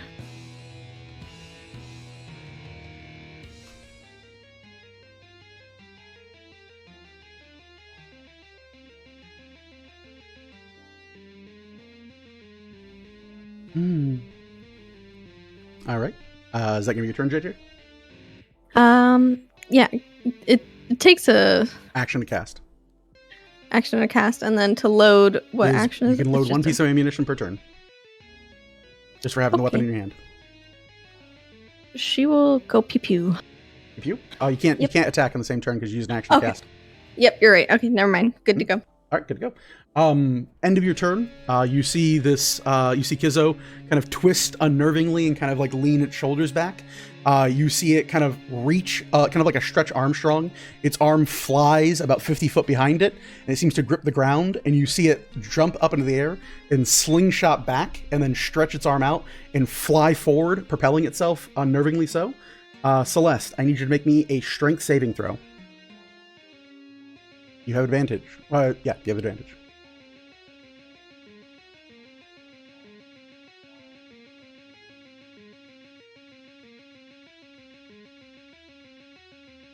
$21. 21, okay. You feel this creature kind of flick and bounce off the front of your chest and whip around up into the air. In doing so, you manage to kind of like bludgeon off this kind of like assault that it seems to be doing while it unearily moves. It flies through the air and then lands behind Bartholomew, and you see its body kind of like, again, kind of rise from the center, and then the pieces form back into place, and it has teleported seemingly behind you. You hear, hoo, hoo, hoo, hoo, hoo. You're not someone I need. Guess who's on the menu? Vel, your turn. Cast Mage Armor. Shatters in pieces. Celeste, you watch as you see this, as you grow in large size, you nearly knock this stone dais to the side, and you still see this ball of swirling red energy collected in the center. It shatters to pieces? No. No, you said that after I cast my Mage Armor didn't work? Sorry, No, I'm confused. No, your mage armor works. Oh, okay. Yeah. I said I cast it, then you said shatters to pieces. Shatters to pieces. I was like, oh shit, I can't cast spells because I'm connected here. I don't know. Oh, you're good. So that's my action. And I don't think I have a bonus action that I can do anything with right now. So yeah, that's my turn. Okay. End of your turn, you see Kizzo reach an arm back, and you hear a cracking sound as all of the limbs connected to its left arm falls down on the ground. It twists unnervingly so and seems to rattle in place like an old doll. And then slowly you hear a punch, and it fires off its arm like a spear. I need a dexterity saving throw from Buddy and a dexterity saving throw from JJ. Can I reaction cutting words that? It is a saving throw. It's not an attack roll. Oh, yep, you're right. You said deck. Yep, dexterity saving throw.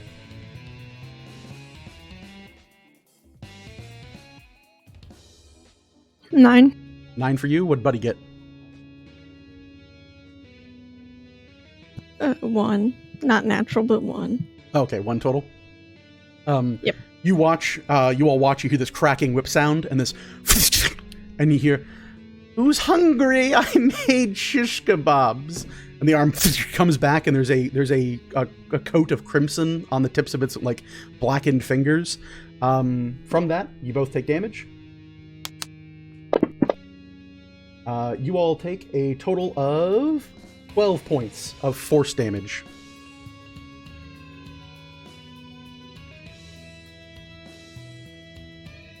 I then need you both to make me a Constitution saving throw. Oh god, his con. Well, it's a 2 on the die for him. Okay, he fails. Buddy howls out in searing pain. See what you roll. 3. Same thing. The pair of them, after you see this hand retract back and these bloody fingers drip onto the ground, you start hearing like giggling laughter. He goes, "I'm sorry, was I too touchy?" You watch as both of their wounds seem to have very small, like almost size tiny or smaller versions of Kizo climbing in their wounds with little cartoonish looking pickaxes and hammering in on their wounds. While you are affected this way, you're overwhelmed with searing pain as part of its form has melted and flows within you. Until the end of his next turn, you subtract a d4 from all of your ability checks and saving throws. What about for what's his face? For Buddy? Vasler. Vasler hasn't got hit by this. Vasler is laying in this thing going, wait, hold on. You guys have it bad with Heartnum? What are you doing? He's like freaking out. I don't know what's going on. That was the end of Vel's turn. Orville, your turn. Can I make an insight check as to what's going on with the die in the center? Sure. Are you trained in Arcana? Oh, that I am not. You could roll insight to try and figure it out, but without training in Arcana, the DC is 20. Okay. Yeah, I'll take a crack at it. Okay. All right. Heyo! 18 plus 5. That'll do it. You turn and look, having no idea or recollection about magic at a fundamental level, but you look at this red orb and you're just kind of like, there's got to be something to that. What the hell is that thing about?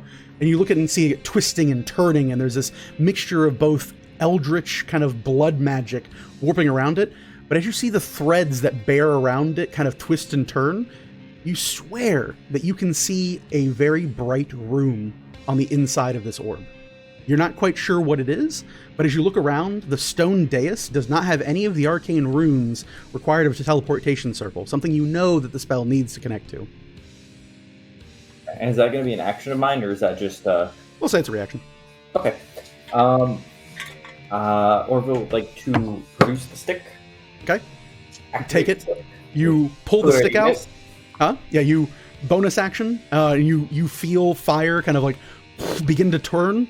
And then slowly you see the fire kind of pitter out, and a wind washes over it before it forms a javelin of ice. You hear, "Ooh, where did you get such marvelous little toys? Yes. You should put that away, little boy. You'll hurt yourself." Oh, I don't think it's me who's going to be hurt. I'm going to go straight for the orb, I guess. Okay, go right ahead. I would like to attempt to strike it. Go right ahead. Roll hit.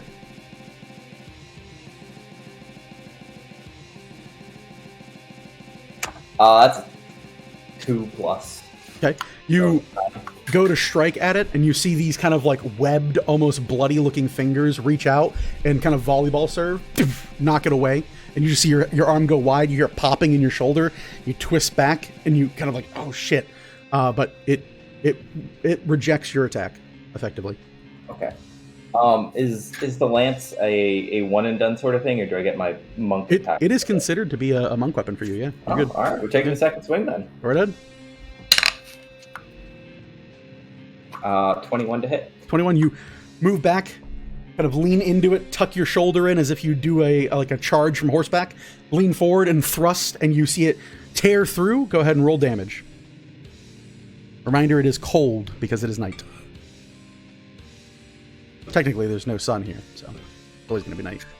That is 7, and then you said it was just a flat 2d12, right? There's no dex on it. Correct. Okay, so yeah, 7 points of cold damage to it. 7 points of cold? Okay. Because you aren't proficient with lances, are you?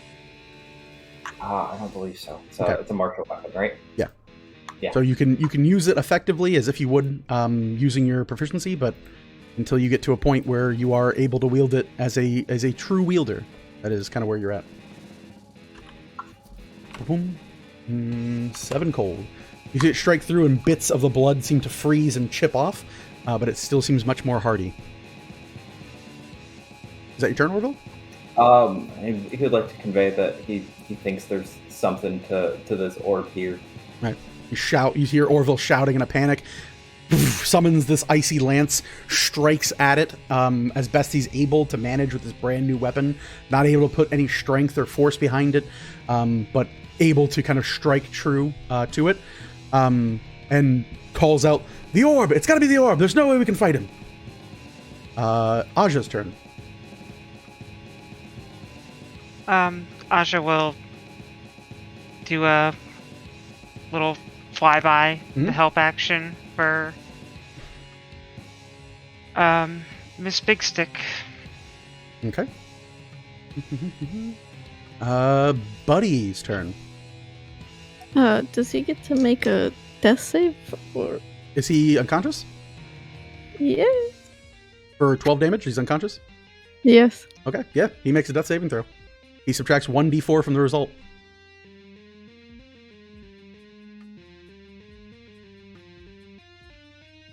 It's a fail.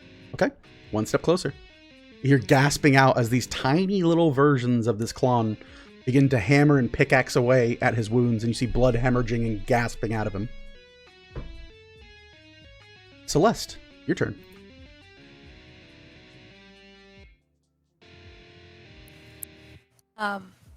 Okay, I guess I'm gonna hit the orb. The orb? Or you want to go for the clone? Is the orb what's right next to me on the left? Big red thing. Yeah, okay. No, I'm gonna go for the orb. Okay, go ahead and make an attack roll.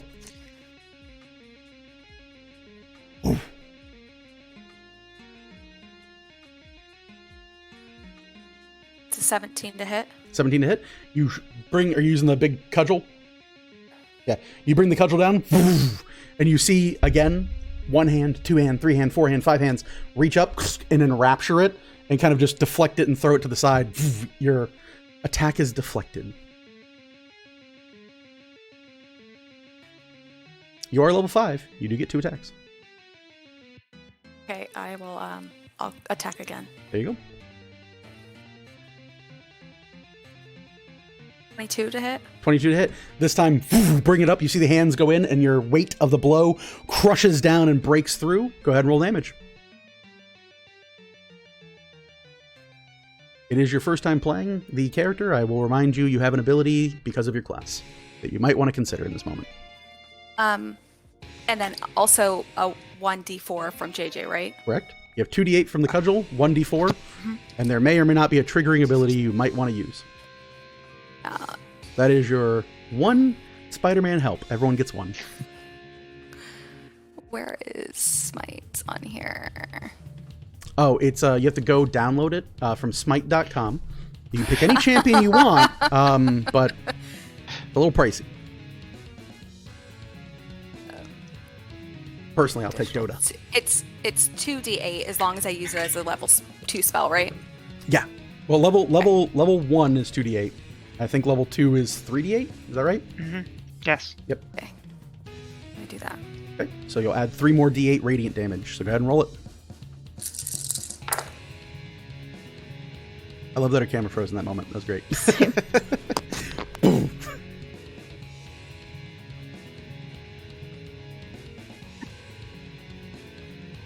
I also love that Moore and her, both the dice dump trucks, are right on top of each other. Mm-hmm. It's the dice tower. It's 23 damage. 23 damage. You strike through. Boom! Big heavy strike. You see strands of red falling down to the ground. I'm lying. Oh, I'm lying. Hold on. I'm Oh. sorry. I'm so sorry. I re-roll ones. Oh. Well. What'd I originally say? 20. Was 23. 23, yeah. Let's. 32. Sorry. 32. That's way better. Okay, so 32 brings us to this. Okay, cool. So you strike through. Boom! There's a second delay. You breathe in. An explosion of radiant energy crescendos across this orb, this swirling blood mist of necromancy, Shadowfellian energy, and curse magic. And you see strands of it burn away in radiant energy as your weapon strikes true and peels bits of it. At this point now, you see only 6 banded rings floating around a very clear image of a concentrated, collected orb. This swirling, almost vortex that seems to show a sunny day in a pale tower.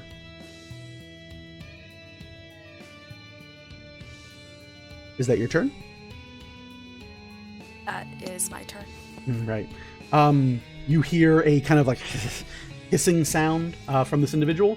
Same as before, they will spend a legendary action to twist unnervingly, and you see them spin in place and vanish, and they dig. Can I move? Boop. Boop, boop. I want them off the board because they're hidden. There we go. You see a hole go into the earth. And you hear, "Let's be careful! You wouldn't want to break anything." Kobold Jones, your turn. Alright, I will walk up to the only thing I can see and start swinging on it. Sure, go ahead. Will I get pack tactics for something like this? You get advantage on any creature, right? Technically not a creature. It's a living spell. I guess they count as creatures, though. Yeah, sure, why not? Fuck it.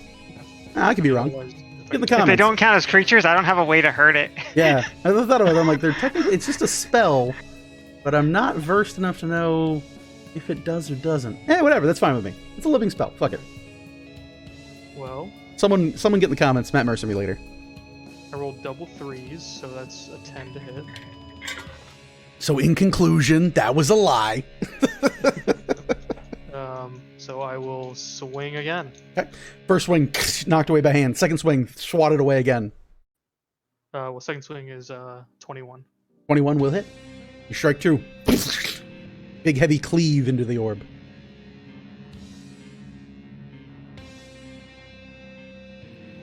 Alright, and I will...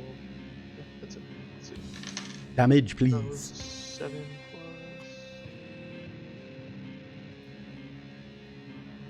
It's 11 damage. 11 damage, okay.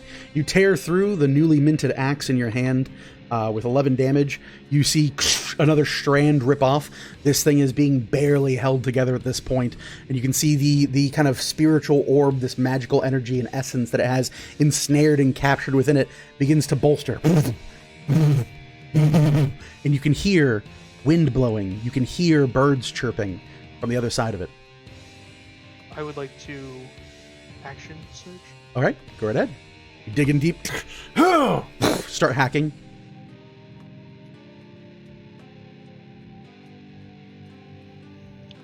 Okay, that is an 11 to hit. 11 misses. Yeah, that's not fair. That's a 24 to hit. 24 will hit. Whoosh, another heavy chop.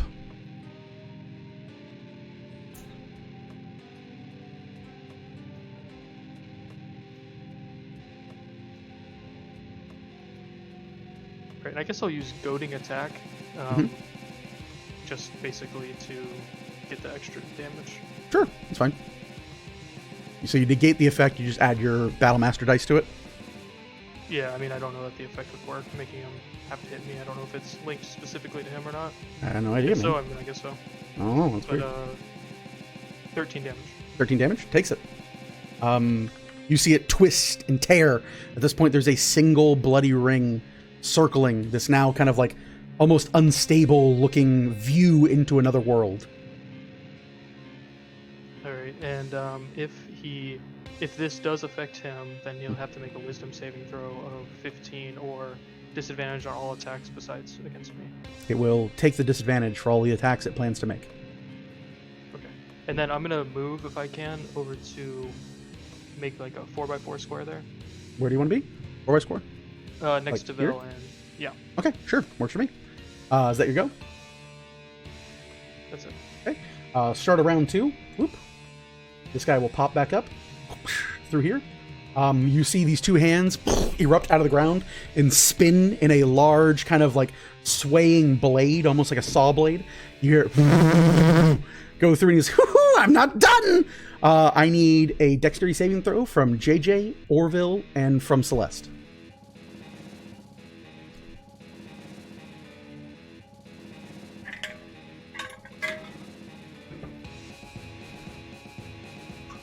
$22. 22 makes it. Do you have evasion? I don't get that till 7. Okay. Celeste? 13. 13? 13 fails. JJ? 11. 11 fails. All right. So, for the folks that failed. So, if you failed, you take 15 points of magical slashing damage. If you passed, you take half that, so you'll take 8 because I round up. As he burrows out of the ground, his fingers trailing across your body like small little razor blades. I use Hellish Rebuke. Yes, you can. And you have to make a dexterity saving throw? Yes. Okay. Hellish Rebuke deals fire damage, right? Okay. Yeah, he fails. You fire off this bolt into his face, and you see, oh God! Fire! My one weakness! I'm dying! Oh, your face, priceless. Frame it. Put it on a wall. I'll hang it there.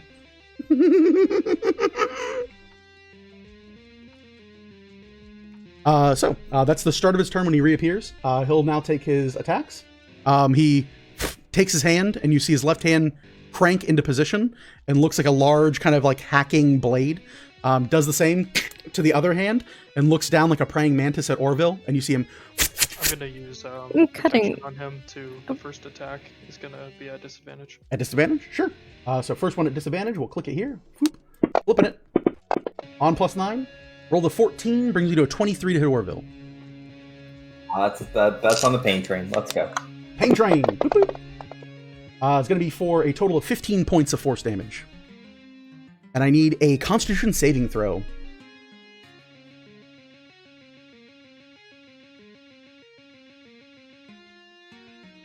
That's an 18. 18. Okay. You make the save. You feel an itchy feeling, and you instinctually kind of like flick off the side of your arm. You hear, oh no! And little versions of him fall to the ground and end into the earth like little worms, and they crawl into the earth like maggots. He reaches his other arm up. He goes, here's the sequel! And flicks towards you. JJ, you want to cutting words this one? Yes, if I could cutting words this, that'd be great. Go right ahead. I'll roll. And you roll back. -5. -5. Okay. Brings you to a 19. Still hits. Okay. Another 15 points of damage. On. And unconscious? 0. At 0, okay. Oh, stable at least. So the D4 is kind of irrelevant to your death save, so not to worry there.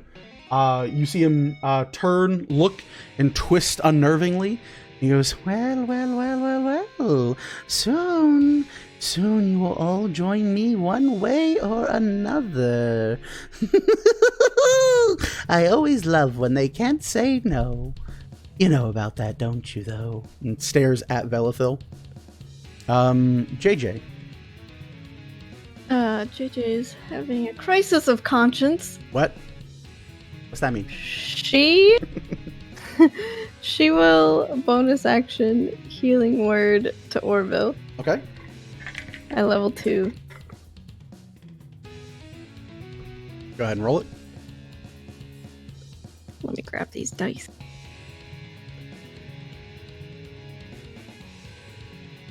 That's 9 heals.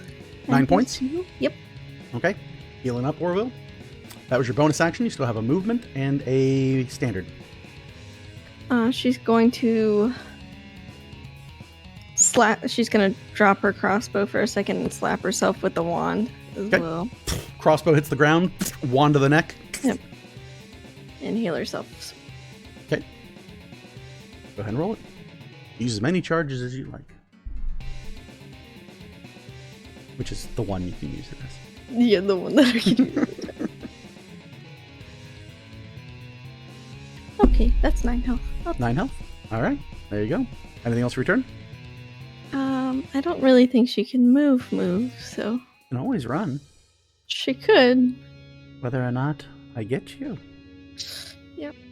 She'll stay put for now. Smart move. You see this creature twist. Both arms go up into the air as it takes a legendary action. Its arms land behind it. It takes a few steps forward and then gets about like within a hair's breadth of Kobold Jones before flicking back. You see it snap like a slingshot and fire off at you. Kobold Jones, I need a dexterity saving throw as it attempts to body bludgeon you. Oh, I'm sorry. It's strength save. I apologize. It's a whole body. Yeah. That's a relief. Yeah, you're welcome. 24. 24, okay. You see, boom, you hear a big denting sound. The front of your non-magical armor crunches inward, but you don't take any untoward effects. You see the creature bounce off of you like a spring and flip around in the air and then land and pick itself back up in pieces and stands next to you and Velithil. And you see him... Oh, soon. It's the end of the show. Oh, no one will know. Vel, your turn.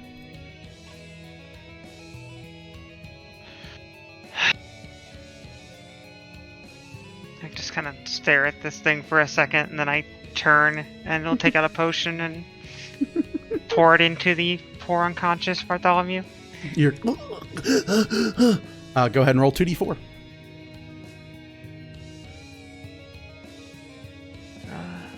3. 3? Okay, plus 2 is 5. Yeah. Yep. So, JJ, Bartholomew deals 5. You're... Thank you. Yeah. Anything else to return, Vel? I'm going to use a bonus action. Okay. To cast Dragon's Breath on Aja. Okay. You cast Dragon's Breath. What element do you want to guess?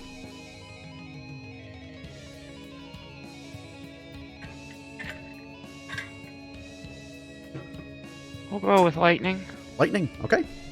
You see hissing crackles in its mouth, and your snake is ready to attack. Vel, is that your turn? Yep. End of your turn. It'll take a legendary action. You see him twist over. His hand becomes like a scythe once more, and strikes through. I forgot to roll my d6s for recharge. Ah, well. And we'll roll to hit. That is an 18 versus AC. Was it at disadvantage? Or does he not? The amulet? Oh, he doesn't care.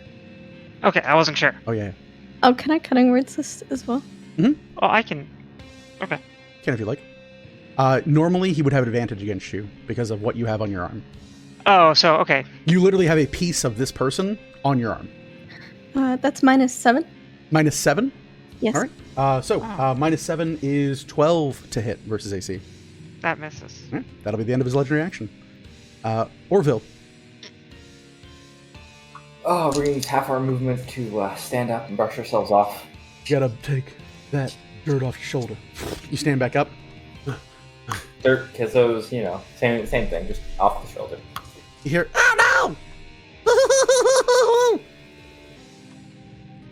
no! Orville is going to shoulder the lance. Okay. And crack his knuckles, shake his head, square up with this orb, okay. And just kind of try and drop some hammer fists on it. Sure, go ahead. Alrighty. Roll to hit. Roll one at a time. That is a 17 to hit. Okay. Misses. You see the hands fly up. Second one. 18. 18. Again, hands move up, block like a volleyball shot.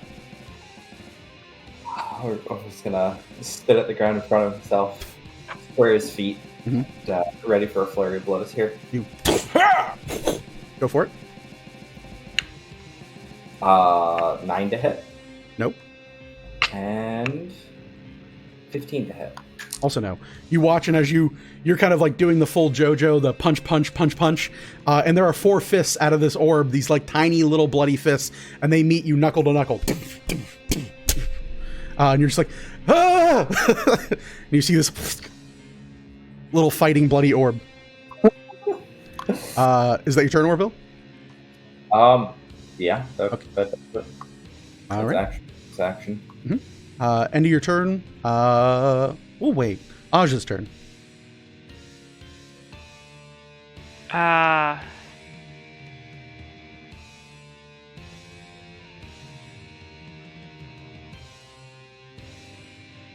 do the safe thing or to test elements against him? You Fine, know we'll do the for a safe fact thing. is immune to fire. Yeah, I know. I want to know more. But no, we're gonna be smart. I was just gonna fly over Orville and on the corner there, fire lightning down across this orb. Okay. You fire lightning. It fails the dex save. It's an orb. Does it take damage? Yeah. Okay.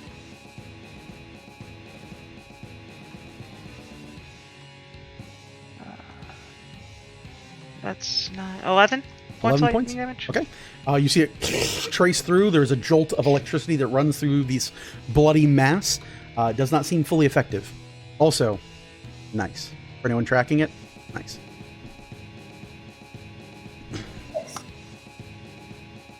Is that Aja's turn? Yeah. Okay. Buddy's turn. You look, JJ, you pour the potion in Buddy's mouth. Buddy goes to stand up, and you see that Buddy has been Gulliver's traveled. There are a number of small, Klon-like creatures that have thrown bloody ropes over him and is slowly hammering their clothes into the ground. I guess he'll attempt to get up. Yeah, he does it. That's fine. You see, Okay. oh no! They're like hanging off like a construction site. I'm gonna assume he'll attempt his heroic elven accuracy. On the orb or on the Klon? I figure. Let me roll for it real quick. Go right ahead.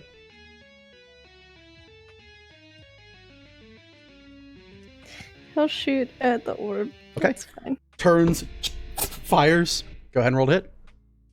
And he's the negative D4, right? Correct. No, a turn has passed. He's good. Oh, okay. Yeah, so not a negative. He's definitely not hitting. It's a 5 on the dice. A 5. Fires. You see dirt kick up in front of Buddy. He goes, "Did I hit it?" And the bolt is down on the ground as he didn't angle up. You see it in the dirt. That was a test shot. And coughs blood up. Good. He'll I guess move over. No, he's fine to stay there. He'll just. Okay. End of Buddy's turn. The Klon will take an action and will turn its arm into a scythe-like blade again. You see a big heavy swing like a lasso, striking true. We'll shoot for Velafil again. I'm sorry. We're friends. Crit. We're friends. We're friends. So yeah, this is coming at you. Yep. That is gonna be for 17 points of force damage. Bunch of 2s. So many 2s. And I need you to make me 2 saves for a crit. 1 for Constitution versus little versions. Okay. So Constitution for little versions is 19. 19. Okay. Make the save. They don't. They fall off. And for a crit, I need you to make me a charisma saving throw. Okay. Do I have advantage? If you are resistant to fear effects, then you do. No. Well, no. 13. 13? Okay. You feel this blade stick into your body. You begin to hear these kind of like howling laughters and cackles. As you fail the saving throw, you begin to kind of like twist unnervingly. You feel your cheeks move all the way up, and you start cackling. You are subjected to Kizzo's hideous laughter. That is... I'll make my concentration check as well. Oh, yes, please do. That's a 10. Okay. Makes it? Yeah, it makes it a half, right? Yeah. Celeste, your turn. You start hearing this big, heavy cut. Blood sprays out onto Kobold Jones, and Vel starts cackling like a witch. What do you want to do? I'm gonna swing at the orb. At the orb. Again. All right. Yeah.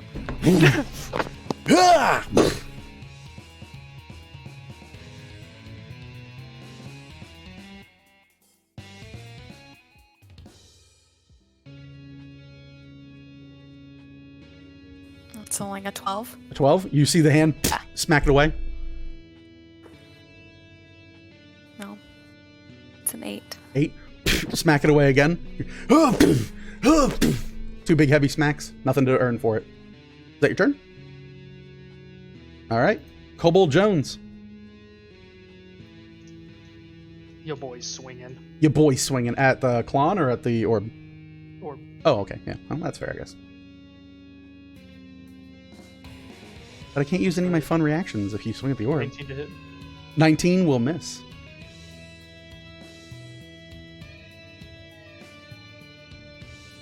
Second attack is a 25. 25 will hit. Go ahead and roll damage. And I'll go ahead and do goading attack again. Probably a smart move. Because if I get another turn again, it can be fun. 18 damage. 18 damage. You turn, looking at this laughing wizard, this laughing clown, twisting and looking. Goes, look, she Really not finally that funny. sees things my way. But, ooh, no. Now you're taking a ticket to the... Wait, no, don't swing at that! And you slice the little piece of red thread that still holds this spell in place, and you see it erupt out. This opening portal seems to stretch out in various distances. You see the familiar blue light of this elven teleportation spell take hold and root. The 7 creatures that it had designated previously, still here, still the target of the spell. And you see blue strands strike you all in the chest and begin to reel you forward and retch you through this portal. You see not a frown, not any frustration, not any annoyance, just a wide blackened smile and a wave. I'll see you next time. Please make it so much more fun. And welcome. Well, to the forces of Artnum. Sleep well. And you get sucked back through this portal.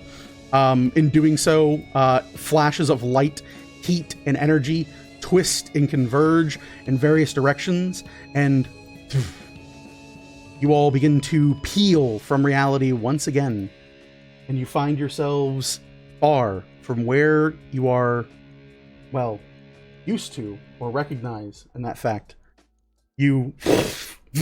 As if the world begins to peel in various directions, you see these dark, shadowy spirits begin to kind of cackle and purr away as the light of the sun re-erupts in a various distance. It is late into the evening, but the sun is beginning to crest, and you all tumble out of the sky with a big slam into a bright marbled wall. You see a quick turn, a flag bearer kind of looking over, a horn. Yeah. Arcane trespasses! Arcane trespasses, sir! And you see the sounds of armor moving, a flurry as you guys are slowly rubbing your eyes, trying to understand what's going on. The laughter of Velithol slowly fades, and you look, and there are 10 humans in full plate mail wearing the banner of Silverhearth across their chest, and they go, "Do not move, interlopers. You'll be questioned by the field commander." Yes, JJ. Oh no, she was just trying to raising her hand. They had a question. Wait. Yeah. Wait. So they draw swords down at you, and that is where we were going to call it for the night. God, magic sucks. Magic is awesome, and everyone loves it. Especially when you get a bunch of people together for it, because then it's like a gathering, so then it's cool. Sounds sweaty. It is kind of sweaty, you're not wrong. Sweaty. Yeah. But yeah, for everyone here, go ahead and keep eyes on the channel for if we are going to continue on for next week, or if we're going to be taking a week off, as 2 of our players are going on vacation. We're going on vacation. We're going to raid a friend of the channel. We'll send everyone your way. With that, we'll see you guys next Monday. I will say, if you're a subscriber to the channel, get your goblin emotes out. Nobody on Twitch has shoes, but one day we will find somebody with shoes, and we're going to steal them. We're going to grab them and put them in our little hands and just steal them away from people. But until then, I guess we'll just harass people with our little emote. If you're a subscriber, feel free to. And next time, we pick up with the Knights of Fort Pale and the Gentlemen of Silverhearth, and a very confusing series of events that have seen the party not arrive at their transportation circle. Well, it happens. Anyway, y'all, see you next time. Peace out.